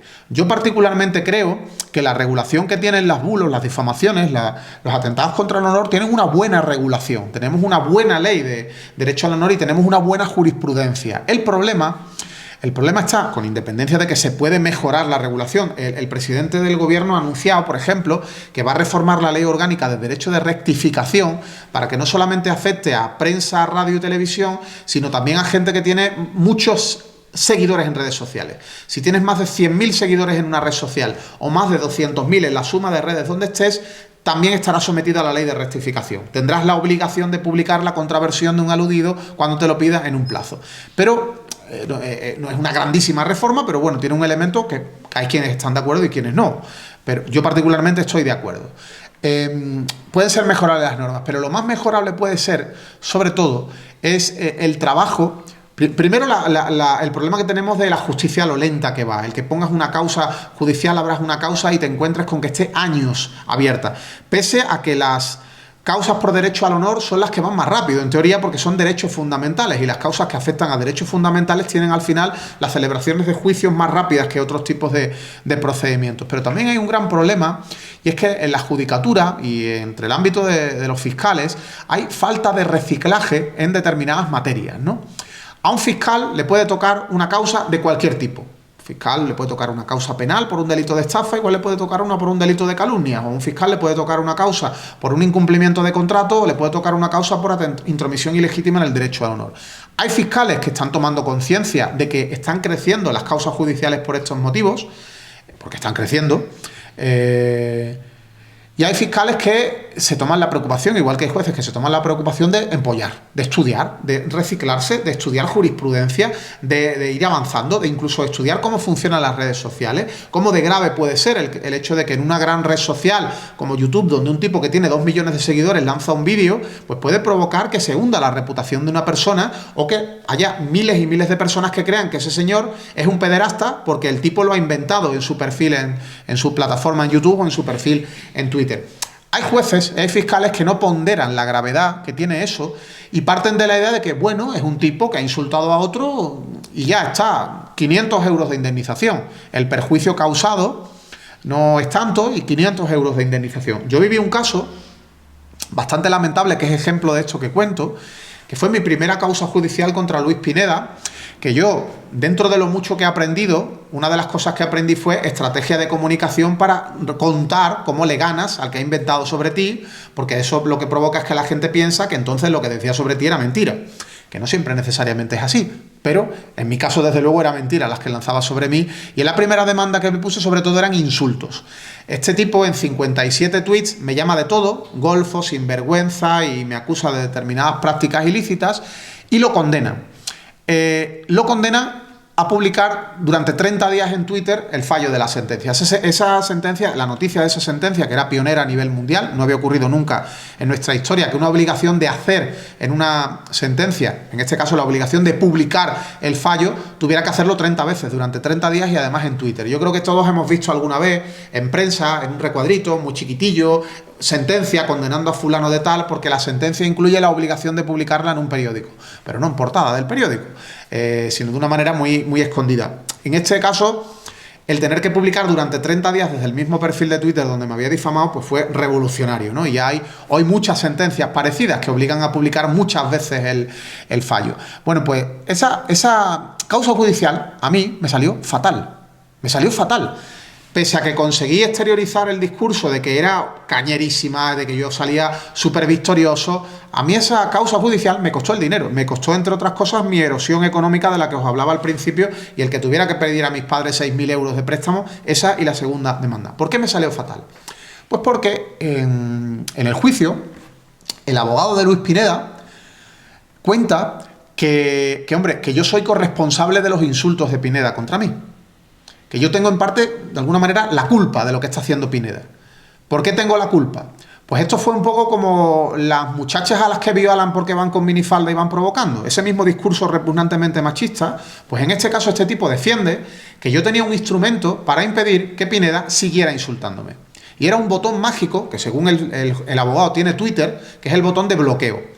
Según el abogado, si yo le hubiera dado a bloquear a Luis Pineda, eso hubiera provocado una reacción informática en el funcionamiento de Twitter, por la cual estaría prohibido que Pineda pudiera teclear las palabras Rubén Sánchez. No podría haber hablado nunca más de mí. Twitter se lo hubiera impedido. Era una mamarrachada.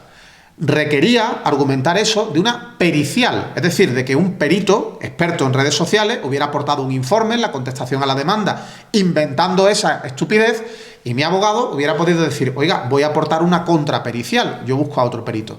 Pero no aportó un perito, aportó su propia palabra, es decir, un abogado, que no tiene por qué ser experto en redes sociales, inventa que el funcionamiento de Twitter es ese, que si te bloqueas no puedes hablar, como todo el mundo sabe, dijo.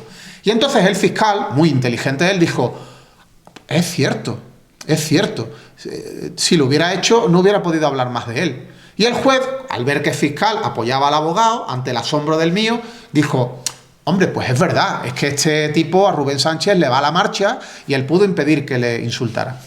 Punto número 1, yo no tengo por qué impedir nada. Es decir, claro, si no hubieras pasado por esa calle, este tipo no te hubiera pegado la paliza, con lo cual tú eres culpable. Si no te hubieras vestido así, no te hubieran violado, etcétera, etcétera, etcétera. Yo no tengo por qué impedir que me insulte. Pero en segundo lugar, era mentira lo del botón mágico de Twitter. Pues un juez y un fiscal se lo creen, pero la cosa no quedó ahí. Yo recurrí la sentencia ante la audiencia provincial, Pineda también la recurrió, y no me aceptaron el recurso, porque 3 jueces se volvió a celebrar una vista. No ocurre muy habitualmente, pero se volvió a celebrar una vista en la audiencia provincial con mi abogado y el abogado del contrario. Nuevamente el abogado explica la historia del botón mágico, el fiscal insiste en decir que se la cree, mi abogado insiste en que no hay ninguna pericial que acredite eso, que es mentira, y los 3 jueces de la audiencia provincial resuelven que tiene razón y que yo efectivamente no quise impedir los insultos. ¿Qué provoca eso? Que la sentencia no fue a los 30.000 euros de indemnización que yo pedía, sino a 4.000, pero además no condenan en costas a Pineda.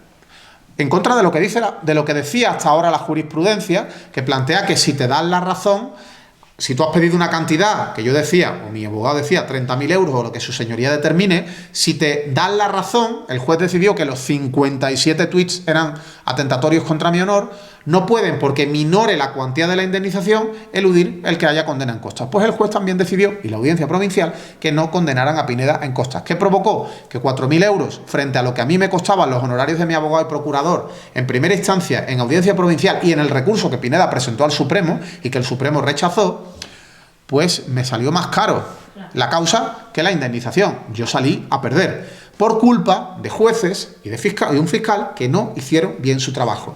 ¿Son unos corruptos? No, no son unos corruptos. Yo no llego al extremo de plantear que el juez estaba comprado por Pineda, que era un corrupto, que es que era un ultraderechista que me odiaba. No, no, sencillamente parto de que fue un juez que no hizo bien su trabajo. Un juez de carrera, 3 jueces de carrera, un fiscal que ha aprobado unas oposiciones, etcétera, etcétera, pero que no es conocedor de esa parte del derecho y de la jurisprudencia al respecto, o que se le olvidó ese día.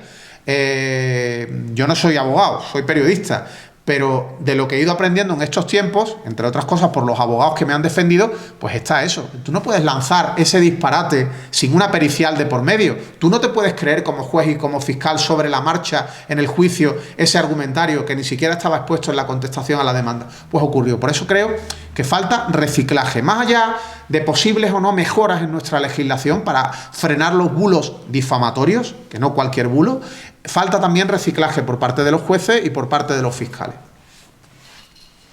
Yo quería, he dicho antes,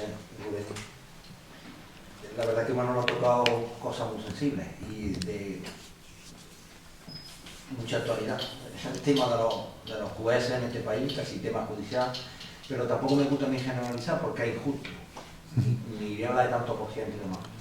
Es evidente, todo el mundo sabe que cuando pasamos a la democracia hubo un sector que claramente no se tocó, que es ese.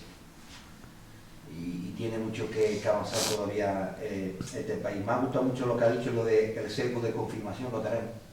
Y es verdad que lo tenemos un cierto perfil de personas, digamos así, como todo el mundo lo estamos diciendo, de izquierda a derecha, yo creo que la gente de izquierda tenemos ese sesgo de confirmación. No pasa hasta la hora de opinar en redes. Te das cuenta que, porque luego yo hablo con vecinos, con más, que no opinan por el miedo ese que tú dices. Yo también me planteo muchas veces de que el que habla en redes tendría que hablar con plena y absoluta libertad. Pero también me sale ese pequeño angelito demonio también que me dice que veo esa parte que tú comentas, que es lógica. Pero hay una parte que ¿quién controla las redes? ¿Quién controla el filtro de redes? Es un tema muy complejo, pero por desgracia pasa. Lo que yo siempre pido es que tendríamos que arropar más al indefenso, y le cuesta todavía a muchísima gente ese tipo de paso. Lo comenta la calle, pero las redes por desgracia es lo que más visibilidad tiene y lo que rulan, y estoy totalmente de acuerdo contigo. Es que saben cómo llegar a la nueva generación, a la gente joven, saben perfectamente, es una herramienta muy fácil, muy sencilla de usar y de llegar. Y esto ya está todo inventado, el método Paulón. Lavar el cerebro es muy sencillo, a base de repetir un solo mensaje muchas veces cala y a ver quién te baja de la burra luego. Ya no lo baja esa persona.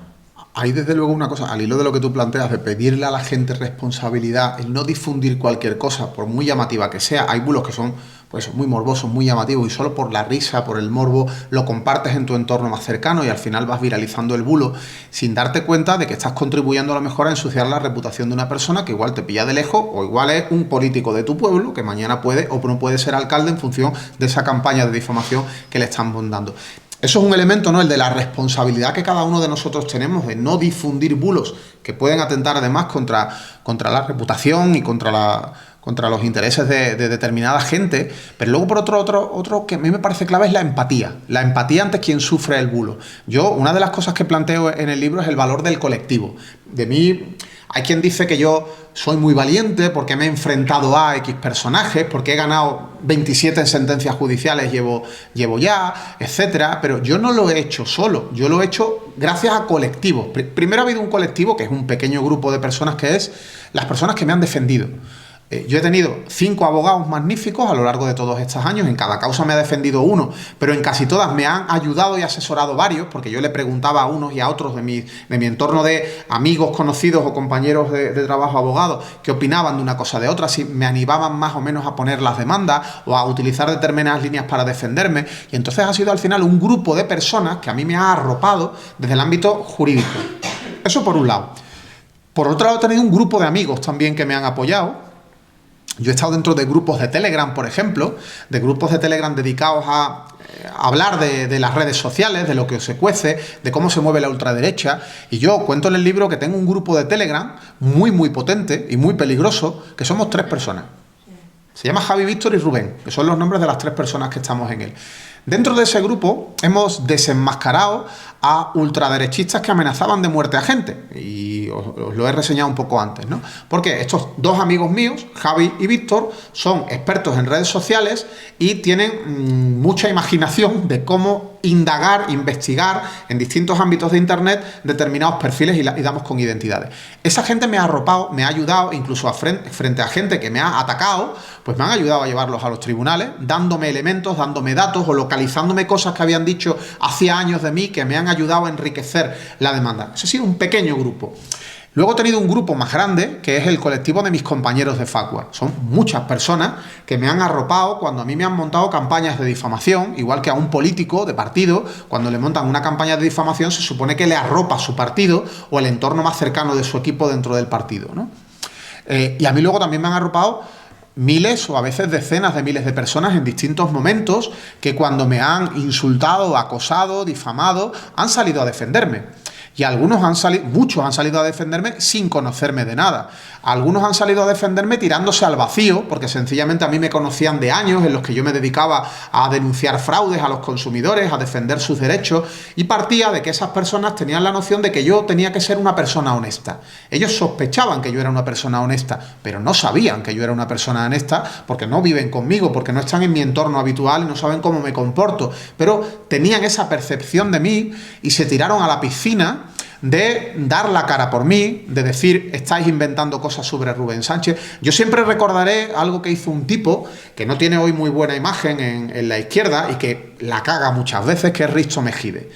Risto Mejide, en el año 2014, yo me reúno con él porque él estaba preparando un trabajo de su agencia de publicidad y quería que yo le asesorara en una cuestión, y tenemos una cena donde charlamos mucho tiempo.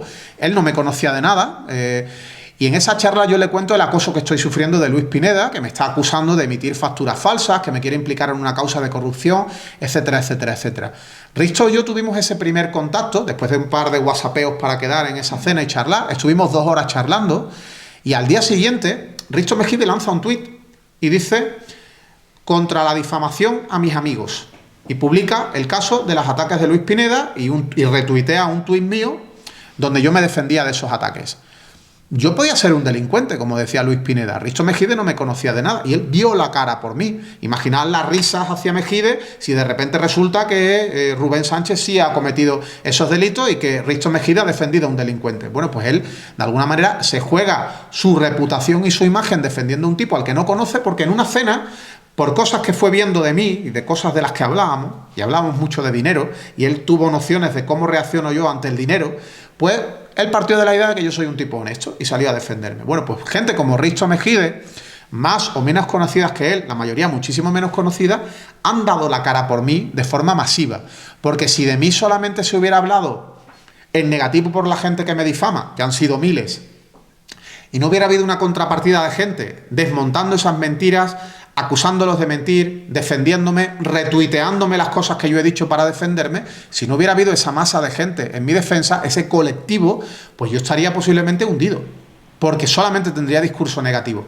Ese es el valor del colectivo, que yo pongo tanto en el libro y ejemplifico y hablo mucho de ellos en las presentaciones del libro, porque creo que es absolutamente clave que las personas en un pequeño ámbito o en un gran ámbito mediático que somos víctimas de difamaciones, necesitamos un colectivo de personas que nos arrope. Es absolutamente vital para nosotros. Luego, por último, luego lo barato que en este país la difamación. Sale muy barato. Porque, y la reposición al derecho de honor también es barata. Bastante barata. Porque tú, Rubén, yo sí que aquí veo casos súper escandalosos en este país de asesinato, de culpabilidad, y todos los medios machacados todo el día a esa persona, y la reposición al honor, ya no por lo económico. Se tenía que haber obligado a todos esos medios, a todos esos días y minutos de telediario que han dedicado a prensa, a la misma portada, a intentar limpiar un poco la imagen de todo el barro y la mierda, voy a decir con perdón, que le han hecho a esa persona. Por eso, es que todas esas cosas influyen a la hora de mucha gente dar la cara, opinar, sí, aunque lo piensen, porque es muy barato difamar y sale muy barato la reposición al derecho, ¿no? Y lo que he hablado antes, un poquito antes de empezar esta conferencia, es decir, que es muy fácil unir a una persona hoy en día. Y la herramienta la tiene todo el mundo en la mano, en su mano. Es muy caro defenderte, eso para empezar. Sí, reaccionar a un tipo que te difama es muy caro. Tienes que tener un capital económico, no solamente para contratar a un abogado y un procurador, sino para asumir el riesgo de perder. Si pierdes lo que le has pagado a tu defensa, pero pierdes también el dinero que le tienes que pagar al contrario. Le tienes que pagar su abogado y su procurador, y se tasa conforme a baremos del colegio de abogados. Y esos baremos están bastante altitos, ¿no? Entonces, yo siempre digo que cuando me enteré de lo que me hubiera costado la condena en Costa si hubiera perdido la segunda demanda que le puse a Luis Pineda, donde lo condenaron a indemnizarme con 80.000 euros, yo me echaba a temblar. Dije, ostras, menos mal que salió bien. ¿En qué lío me metiste, David Bravo? Le dije alguna vez a mi abogado. Dice, tío, es que yo veía claro que íbamos a ganar, es que no concebía que pudieras perder. Pero si hubiera perdido, hubiera sido una cantidad de dinero brutal. Bueno, pues sale caro defenderse. El derecho al honor es para ricos, salvo que tengas unos ingresos tan bajos que tengas derecho a justicia gratuita. Pero ahí será el abogado oficio que te toque. Igual no es un abogado oficio que domine mucho el tema del derecho al honor. Siempre es más recomendable acudir con un abogado experto en la materia que con cualquiera que te llegue por el turno de oficio, con todo mi respeto a los abogados del turno de oficio, pero hay algunos que a lo mejor lo que deberían decir es, oye, yo esto no lo domino, voy a pasarle al compañero X que está también en el turno de oficio y que se lo trabaja mejor. Bueno, eso por un lado, pero luego por otro, efectivamente, las consecuencias de una demanda por intromisión en el derecho al honor, pues no son la ruina para el difamador, no suelen ser la ruina.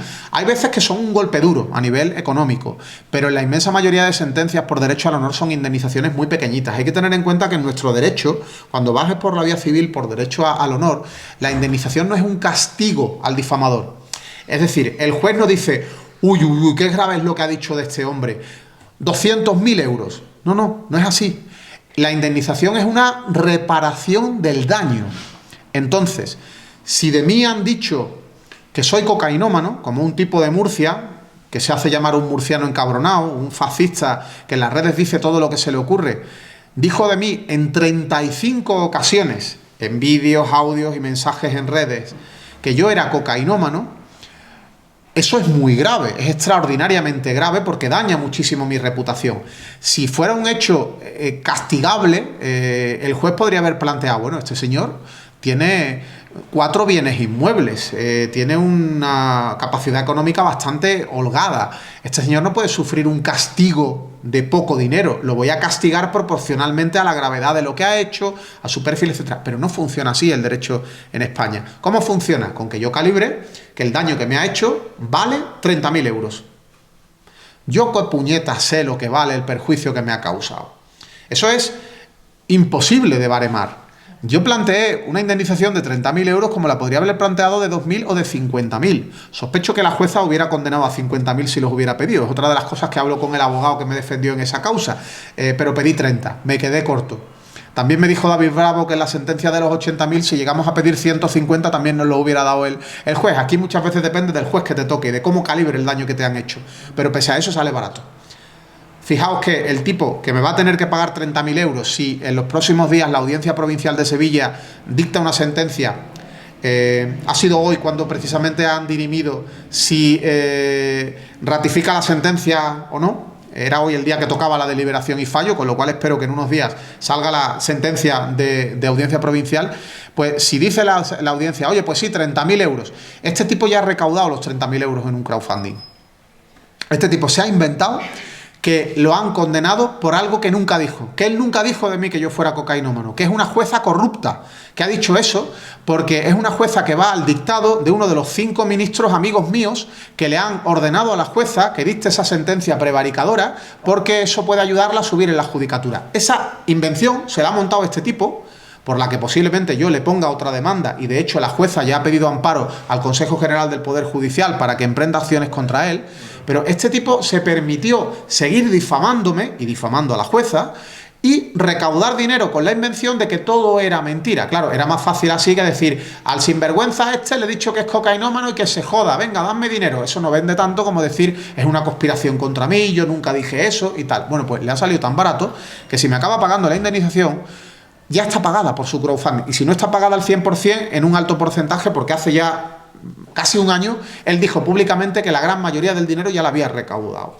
Fijaos si le va a salir barato. Pues ni que decir tiene los casos que ha habido, pues por ejemplo, contra Podemos, previos a los que se le están abriendo ahora al PSOE, algunos de ellos que son puro lawfare, ¿no? A Podemos le abren más de una decena de causas, o más de una docena de causas, en ninguna de ellas se condena a ningún dirigente de Podemos, no les han pillado ninguna práctica de corrupción, pero ha ocupado portadas de periódicos a diario, horas y horas y horas de tertulias, etcétera, etcétera.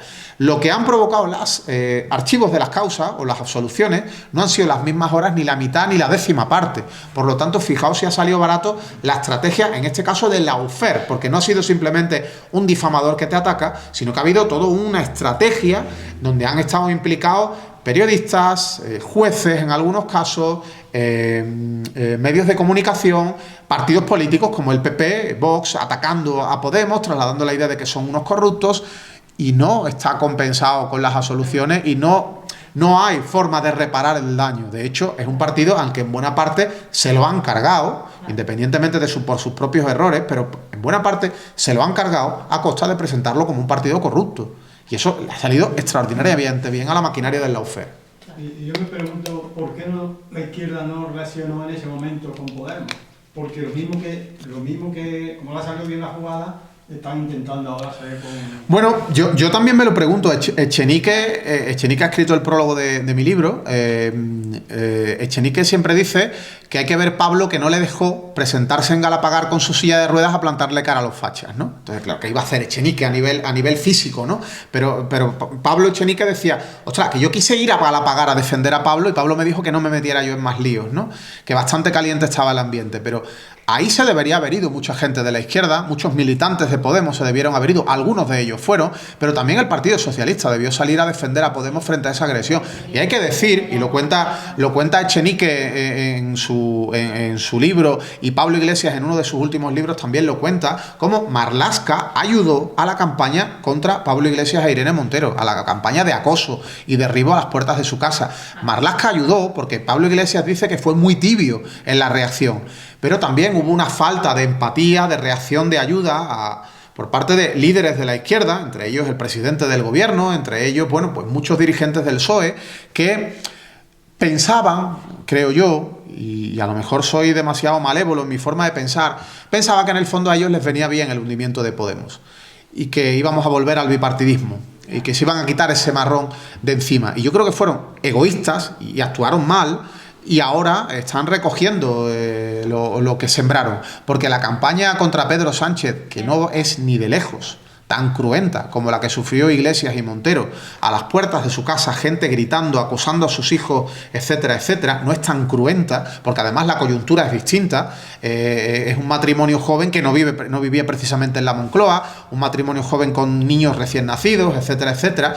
El acoso que está sufriendo Sánchez, aunque es durísimo, no llega a ese nivel, pero hoy están recogiendo lo sembrado. Sembraron a base de callar o de no ser suficientemente críticos con lo que estaba ocurriendo y no salir a arropar a sus socios de gobierno como deberían haber salido a arropar a cualquier otro dirigente político que sufría ese tipo de agresión. Por tanto, yo creo que efectivamente lo que está viviendo hoy el PSOE, a distintos niveles, esas campañas de difamación y de lawfare, es el fruto de no haber reaccionado con contundencia ante lo que vivía Podemos por parte de distintas instancias en la judicatura, los medios y la clase política. A mí me llama la atención cuando aparece un bulo que las asociaciones de profesionales, de periodistas de información, no hacen un poco la voz y digan algo. O yo no lo escucho, vamos, o yo no lo veo. No lo sé. Sí.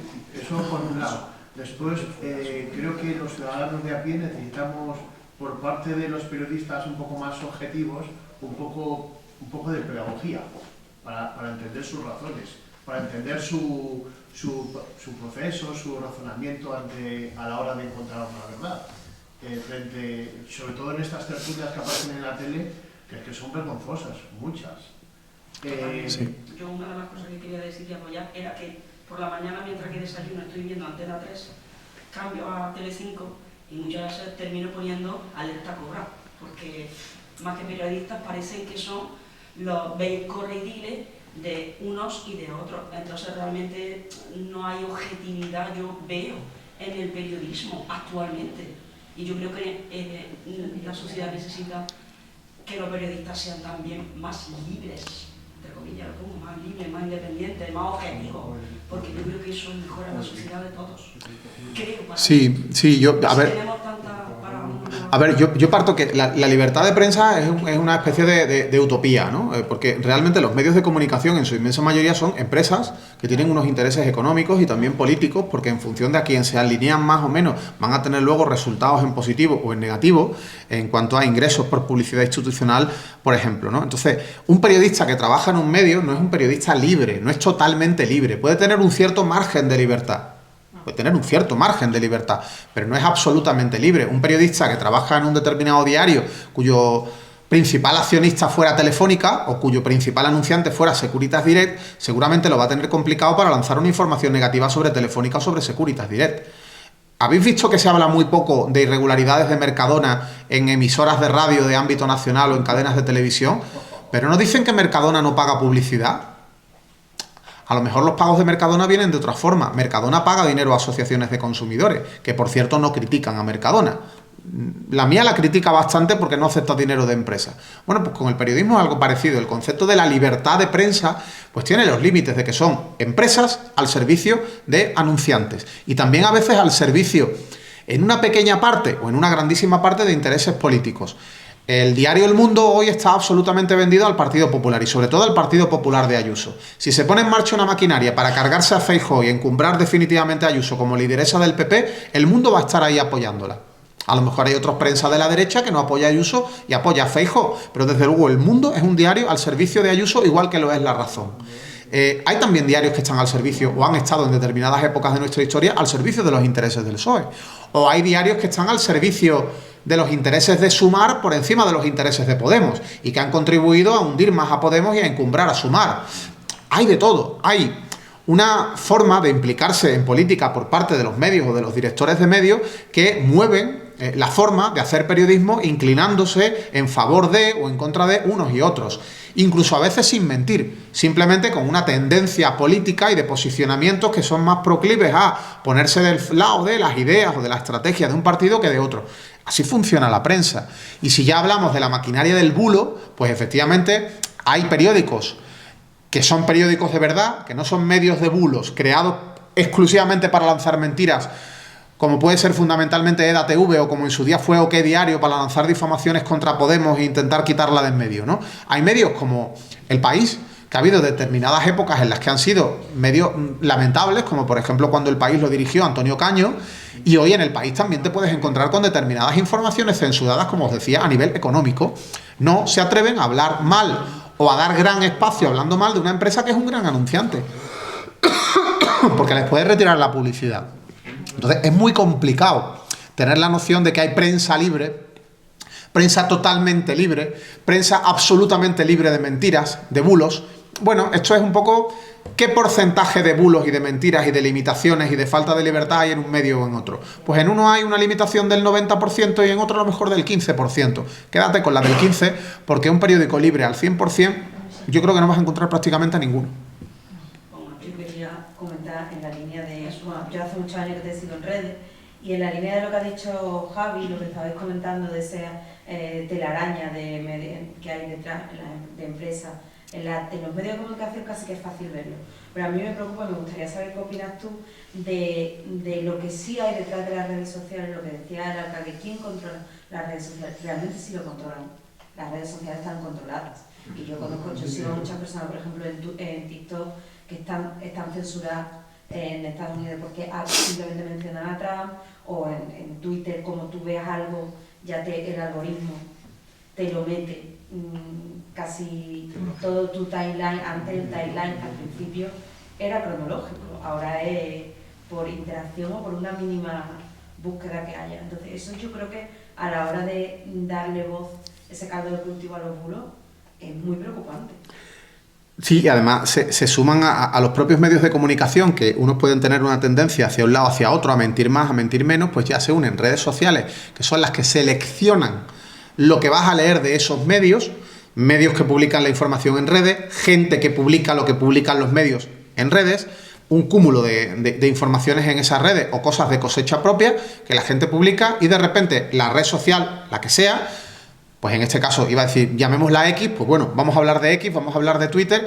Esa red tiene un algoritmo de funcionamiento que selecciona contenidos y que es más proclive a potenciar la visibilidad de contenidos que sean bulos, que sean contenidos de extrema derecha, que contenidos que puedan tener otro tipo de tinte a nivel ideológico. Y es porque Elon Musk ha introducido modificaciones en el algoritmo por el que funciona Twitter que provocan que hay gente a la que a lo mejor hace un año que no le lees ni un tweet y es una de las 30 personas que sigues, pero no te aparece nunca en tu timeline, y en cambio te aparece gente que a ti no te interesa para nada, pero te obligan a que te interese, y una y otra vez lees sus barbaridades y lees sus mentiras, ¿no? Eso también es un elemento perverso del funcionamiento del negocio de la comunicación, que ya no solamente es que tú busques un medio en concreto y ese medio haga las cosas mejor o peor, es que tú ya te vas a un almacén de medios, como pueden ser redes sociales, almacenes de medios y de particulares que publican cosas, y la propia red selecciona lo que tú vas a leer. Tú dices a quién sigues, intentas que te aparezcan solo las personas a las que sigues, pero Twitter ha llegado al extremo de que la opción seguir, contenido que sigues, cada una de las veces que entras a ver Twitter se te quita la preselección del contenido que sigues y lo que ves es lo que Twitter considera que es interesante para ti. Y el interesante para ti lo decide Twitter, no lo decides tú en función de lo que ves habitualmente. Yo en TikTok, por ejemplo, independientemente de que también pueda tener formas perversas de funcionar el algoritmo y que censure contenido, yo en TikTok pues me he tirado épocas, no sé, viendo mucho contenido de cine. Y me paraba a ver contenidos de cine, le daba al play, a la pausa, lo volvía a ver. ¿Y qué provocaba eso? Pues que TikTok me mostrara más contenidos de cine, ¿vale? En el caso de Twitter no ocurre así, no ocurre necesariamente así. En parte sí, pero en parte Twitter te obliga a ver determinados contenidos que a los intereses de la empresa le interesan. Y dentro de los intereses de la empresa está potenciar a la extrema derecha a nivel mundial, con lo cual hay una perversión de ese algoritmo. Yo estoy un poco perdido de tanta información, estoy un poco saturado. Lo que sí creo que tengo una idea es la siguiente, que la extrema derecha sí sabe todos los resquicios legales y sí que se organiza, y que muchas veces hemos hablado aquí del tema, que los bulos, desde donde estoy diciendo, hacen temblar y ganar una elección, llámese Trump, llámese... Y es preocupante cada variante pedagógica, y entiendo que debe existir por parte de la legislación, tema penal y todo otro, alguna forma de controlar esa parte de, evidentemente, todos los medios de comunicación, porque yo veo, soy un poco pesimista, que el PP con Vox, la juventud debería de preocuparse por los contenidos, ¿no? Pero la comodidad de decir, venga, pum, y de tragarse la juventud, la información previa sin contrastar, está entendido. Entonces, no sé, la cuestión está de cómo equilibrar. Yo entiendo que hay que mejorar todo el tema de legislación para que aquellos que intencionadamente lancen bulos, tema vía política, porque quieren alcanzar el poder, esa es la lógica de alcanzar el poder, porque si tienen que intentar controlar esa falsedad. ¿Día qué día? Día, evidentemente, nosotros con el tema de la cuestión de ser tan de la democracia, de ser tan cuidadosos con la medida de la prevención y demás, pues ellos seguro que tienen esa consideración y actúan porque saben la forma de llevar a cabo los bulos y al final saben que pueden llegar, que van a llegar a la victoria. O sea, de alguna forma habrá que... Es extraordinariamente difícil lo que planteas, más allá de lo que ya he comentado sobre los posibles cambios en la legislación o no, pero que el hecho de que ya tenemos leyes, también está el tema de que las leyes no sirven para nada si no hay nadie que las intente hacer cumplir. Es decir, si una ley prohíbe, una ley penaliza el hecho de que le montes una campaña de difamación a alguien y ese alguien no va a los tribunales contra el que se la monta, la ley no le sirve para nada. Tiene que dar el paso de emprender la acción judicial, porque nadie va a venir de oficio, ningún juez va a venir de oficio o un fiscal a decir, a este señor le están difamando, voy a defenderlo. No, es que no funciona así. Tienes que emprender la acción tú. Y si no la emprendes es porque te da igual, porque no eres capaz, porque no te atreves, porque no te has enterado o porque no tienes dinero o porque te da miedo. Entonces hay muchos factores que impiden que actúes. Pero luego hay una cuestión. Estoy de acuerdo con, por ejemplo, en las redes sociales, el algoritmo de las redes podría obligarse a que fuera público el protocolo de funcionamiento, podría regularse el prohibir determinados funcionamientos del algoritmo para que si tú no estás buscando determinado tipo de contenido, la red no te la muestre de motu propio, etcétera. Se podrían hacer cosas a nivel regulatorio, quizás un tanto complicadas con los algoritmos de las redes, ¿no? Pero yo creo que también, sobre todo, está... Dos cosas. Por un lado, el trabajo de hormiguita. El trabajo de hormiguita de determinada gente que está emprendiendo una y otra acción judicial contra difamadores de este tipo. Yo he emprendido muchísimas acciones judiciales contra esta gente y ahora que tengo dinero de una caja de resistencia, donde después de pagar el impuesto de donaciones y la comisión que se llevó la plataforma que me montó el crowdfunding, pues tuve 30 y tantos mil euros de bolsa y ya me he gastado unos cuantos miles en defensa en varias acciones, pero yo he puesto nuevas demandas contra gente. Incluso algunas de las demandas se las he puesto a gente anónima, no a gente anónima que no dé su nombre en la red, sino gente que no es conocida, sino un imbécil que de repente se le ocurre decirme que soy un saco de mierda, un sinvergüenza y un corrupto. Y yo digo, pero ¿tú qué te crees? ¿Que tú puedes impunemente soltar tu diarrea verbal para desahogarte porque tienes frustraciones a nivel vital? Pues te pongo una demanda. Y fue una selección de los cientos o miles de personas que en los últimos años me has insultado, a pues le pongo una demanda y no es conocido. Y estoy intentando que a ese tipo lo condenen. ¿Para qué? Pues para el día de mañana decir, señores, no tienes que ser Vito Quiles o no tienes que ser Luis Pineda para que yo te demande por insultarme. Este imbécil, que no conoce a nadie, que se dedicaba a insultarme una y otra vez, pues por 4 tweets donde me insultaba, le he puesto una demanda. Y en teoría voy a ganar. En teoría porque las cosas que ha dicho sobre mí son claras intromisiones ilegítimas en el derecho al honor. Otra cosa es que la indemnización de 15.000 euros que pido sea la que conceda el juez o no y que haya o no condena en costas. Pero si lo condenan a indemnizarme con 15.000 euros y en costas, a ese tipo le va a provocar un problema económico. Porque a ese tipo no va a montar un crowdfunding para que multitud de gente le dé dinero, porque no lo conoce nadie, porque tiene a lo mejor 1.500 seguidores en una red social y por tanto ese tipo va a palmar dinero y va a decir, este tío me ha jodido, porque me he tenido que gastar, pues no sé, 3.000 euros de abogado, 1.000 euros de procurador, más 15.000 de indemnización. Y además le pago a él su abogado y a él su procurador, que van a costar un pico porque con una condena en costas se tasa, como digo, de una manera distinta. Entonces va a pagar un pastizal si lo condena. Y eso va a ser un aviso a navegantes. Y voy a decir, ayer demandé a este imbécil, hoy te puede tocar a ti. Y tú, que me estás insultando habitualmente, igual no tienes 40.000 euros para pagar entre costas e indemnización. Es una forma, es trabajo de hormiguitas, ir seleccionando, demandando a uno y otro. Pero ¿cuánta gente hay como yo o como Óscar Puente, que tiene varias causas judiciales abiertas contra estos tipos? O contra Ábalos.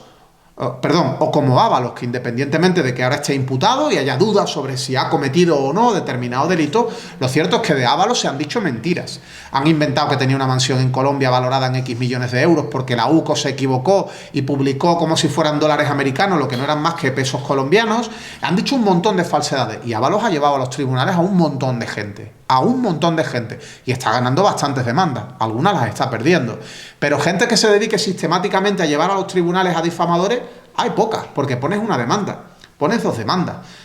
Pero tener tantas causas abiertas, ¿quién lo hace? Pues muy poco. Es cuestión de dinero, por un lado. Hay gente pudiente que se lo puede permitir. Yo no tengo sueldo de diputado ni de ministro, pero hay quien tiene sueldo de diputado y de ministro y que sí se lo ha podido permitir, aunque tampoco es que un sueldo de diputado y ministro sea una millonada, ojo, ¿eh? Y luego, por otro lado, está el trabajo, como decía antes, a nivel particular. Y tú decías, estoy saturado de información, estás infoxicado, como digo yo, ¿no? Hay tanta información a diario, alguna buena, alguna que son bulos, pero que te satura la información que recibes. Y de hecho, de los muchos bulos que te llegan, a muchos no te los quieres creer, no te lo quieres creer, pero alguno te acaba calando y te lo acabas creyendo total o parcialmente. Y es muy difícil rebatirlos todos. Pero claro, tú decías, la gente tiene que seleccionar, la gente tiene que educarse en qué periódico elige, tal, pero nosotros también tenemos que educar a los nuestros. Es decir, imagínate que cenamos todas las noches con nuestros hijos, ¿vale? Que tenemos esa suerte. O que almorzamos todos los días con nuestros hijos. A lo mejor durante el almuerzo, sin que se note que estamos instruyendo, sin que sea algo a nivel pedagógico como si fuera una clase, podemos hacer un comentario sobre las 5 principales noticias del día. Podemos hacer un comentario. Y en el comentario que hagamos, seguramente van a salir cosas que ellos han visto en TikTok. Las han visto. Y cuando las comentamos, a lo mejor nuestra hija pequeña dirá, joder, papá, es verdad. Eso que estás diciendo, lo he visto esta mañana en TikTok, que es verdad que el ministro Óscar Puente es un sinvergüenza porque ha insultado a un pobre chiquillo que intenta ganarse la vida en el mundo del periodismo. Y a lo mejor, a raíz de eso, le cuentas, no, hija, ese pobre chiquillo que se llama Vito Quiles es un tipo que se ha inventado que otro tipo que se llama Rubén Sánchez es un pederasta, se ha inventado que extorsiona, se ha inventado que manda sicarios a las puertas de las casas de la gente y tiene abierta una causa por injurias y calumnias, que son delitos que le pueden provocar hasta 3 años de cárcel. Y eso se lo cuentas a tu hija. Y entonces a lo mejor tu hija dice, ostras, pues a lo mejor Óscar Puente, que a ese pobre chiquillo lo ha llamado saco de mierda, es porque a Óscar Puente, ese chiquillo, le ha dicho también barbaridades como las que ha dicho de Rubén Sánchez. Y entonces le hace cambiar un poco el chip y que se den cuenta de que lo que están viendo en las redes a veces es mentira. Pero claro, tiene que ser fruto de charlas entre amigos, entre familiares, compañeros de estudio, de trabajo. Hay que introducir ese tipo de charlas. Y como te digo, fíjate el ejercicio tan sano de durante la comida, que dura un rato, en vez de comentar, pues no sé, quién ha ganado el último partido de fútbol, comenta las 5 noticias o algunas de las 5 noticias del día, las suelta. Oye, pues habéis enterado de no sé cuánto y seguro que sale algún factor relacionado con lo que han visto en redes. O esa misma noticia ya la han visto al revés en las redes. La han contado de otra forma.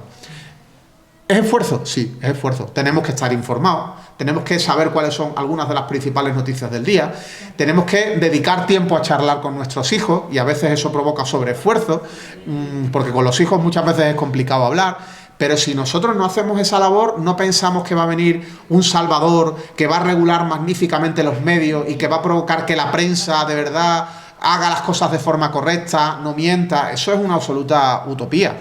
Y por tanto, para cambiar las cosas somos nosotros los primeros. Y tú decías que estás saturado de información y que te cansa, pues imagínate la gente lo saturada que está de ver las cosas que están pasando en este país, lo saturada que está de ver que va a ganar la extrema derecha y va a gobernar, lo saturada que está de ver de que el PSOE es un partido corrupto a más no poder, porque ha saltado algún caso de corrupción en un partido que lleva bastantes años gobernando. Ojalá no hubiera saltado, no hubiera existido, mejor dicho, ningún caso de corrupción. Pero los casos que han podido saltar, o el caso que ha podido saltar, se está magnificando a más no poder. Se está magnificando enormemente. Y tenemos al partido más corrupto de Europa, que es el Partido Popular, intentando trasladar la idea de que el PSOE es un partido corrupto a más no poder. El otro día yo tuiteaba que la vicepresidenta, o vicesecretaria del PP de Ayuso, Ana Millán, decía en Twitter, plagado de corrupción, el PSOE no para de saltarle caso. Esa señora está imputada en una pieza de la Púnica. Y yo lo retuiteé diciendo, la señora que nos da lecciones sobre la corrupción de la izquierda está imputada en el caso Púnica. Ayer me llegó un burofax de esa señora, diciendo que o borro el tuit o me lleva a los tribunales. Pues señora, lléveme a los tribunales, porque tiene toda la pinta de que salvo que le toque un juez peinado va a perder frente a mí, ¿no? Pero estamos tan saturados, y es a donde iba, estamos tan saturados de lo segurísimo que va a acabar siendo Abascal vicepresidente del gobierno, de que en el fondo todos son iguales, de que ya es muy cansino Pedro Sánchez, de que ellos también son corruptos. Estamos tan saturados de ese discurso, a lo mejor los que estamos aquí no, porque tenemos claro lo que vamos a hacer en las próximas elecciones, ¿no? Pero hay tanta gente saturada que va a acabar quedándose en casa y no va a votar. Y ese es el objetivo de la derecha. Ojo, el objetivo de la derecha no es que el votante de Izquierda Unida o el votante del PSOE vote al PP o a Vox. Ese no es el objetivo. El objetivo es que nos quedemos en casa, porque tiremos la toalla. ¿Por qué? Porque pensemos que no hay nada que hacer, que van a ganar. Imaginaos que hubiéramos tirado la toalla a la izquierda cuando Sánchez volvió a convocar elecciones después del hundimiento de la izquierda en las autonómicas y municipales, y la gente hubiera dicho, total, si está cantado, si van a perder. Pues no, la izquierda salió a la calle, votó, no tanto como debería, pero salió a votar y vuelve a gobernar el centro izquierda. Pues en las próximas es lo mismo, hay que convencer, hay que motivar a los demócratas a que no permitan que los fascistas lleguen al gobierno. A eso. Y eso es un sobreesfuerzo grandísimo, porque el trabajo de la maquinaria de la mentira, de la maquinaria de los bulos, es que la izquierda se canse y no vote en las próximas generales, y con ello los señores de la derecha, que votar es ir a misa, o sea, votar es algo que hay que hacer a la fuerza. Y siempre votan a los mismos, o al PP o al forúnculo que le salió de Vox, ¿no? Esos van a votar, esos no se van a quedar en casa diciendo, bueno, total, Feijóo, qué aburrido Feijóo, si ese tío es mediocre a más no poder, si es que no ha habido un dirigente del PP más mediocre que Feijóo, ese tío presidente, les da igual. La cuestión es echar a la izquierda. Pues es clave el que no nos desmotivemos, porque la desmotivación es el gran caballo de batalla que tiene la extrema derecha con la maquinaria del bulo y con la exageración de los casos que tristemente de corrupción puede tener dentro del Partido Socialista, que puede tener, no digo que los tenga, porque todavía nadie ha juzgado a Ábalos, ¿eh?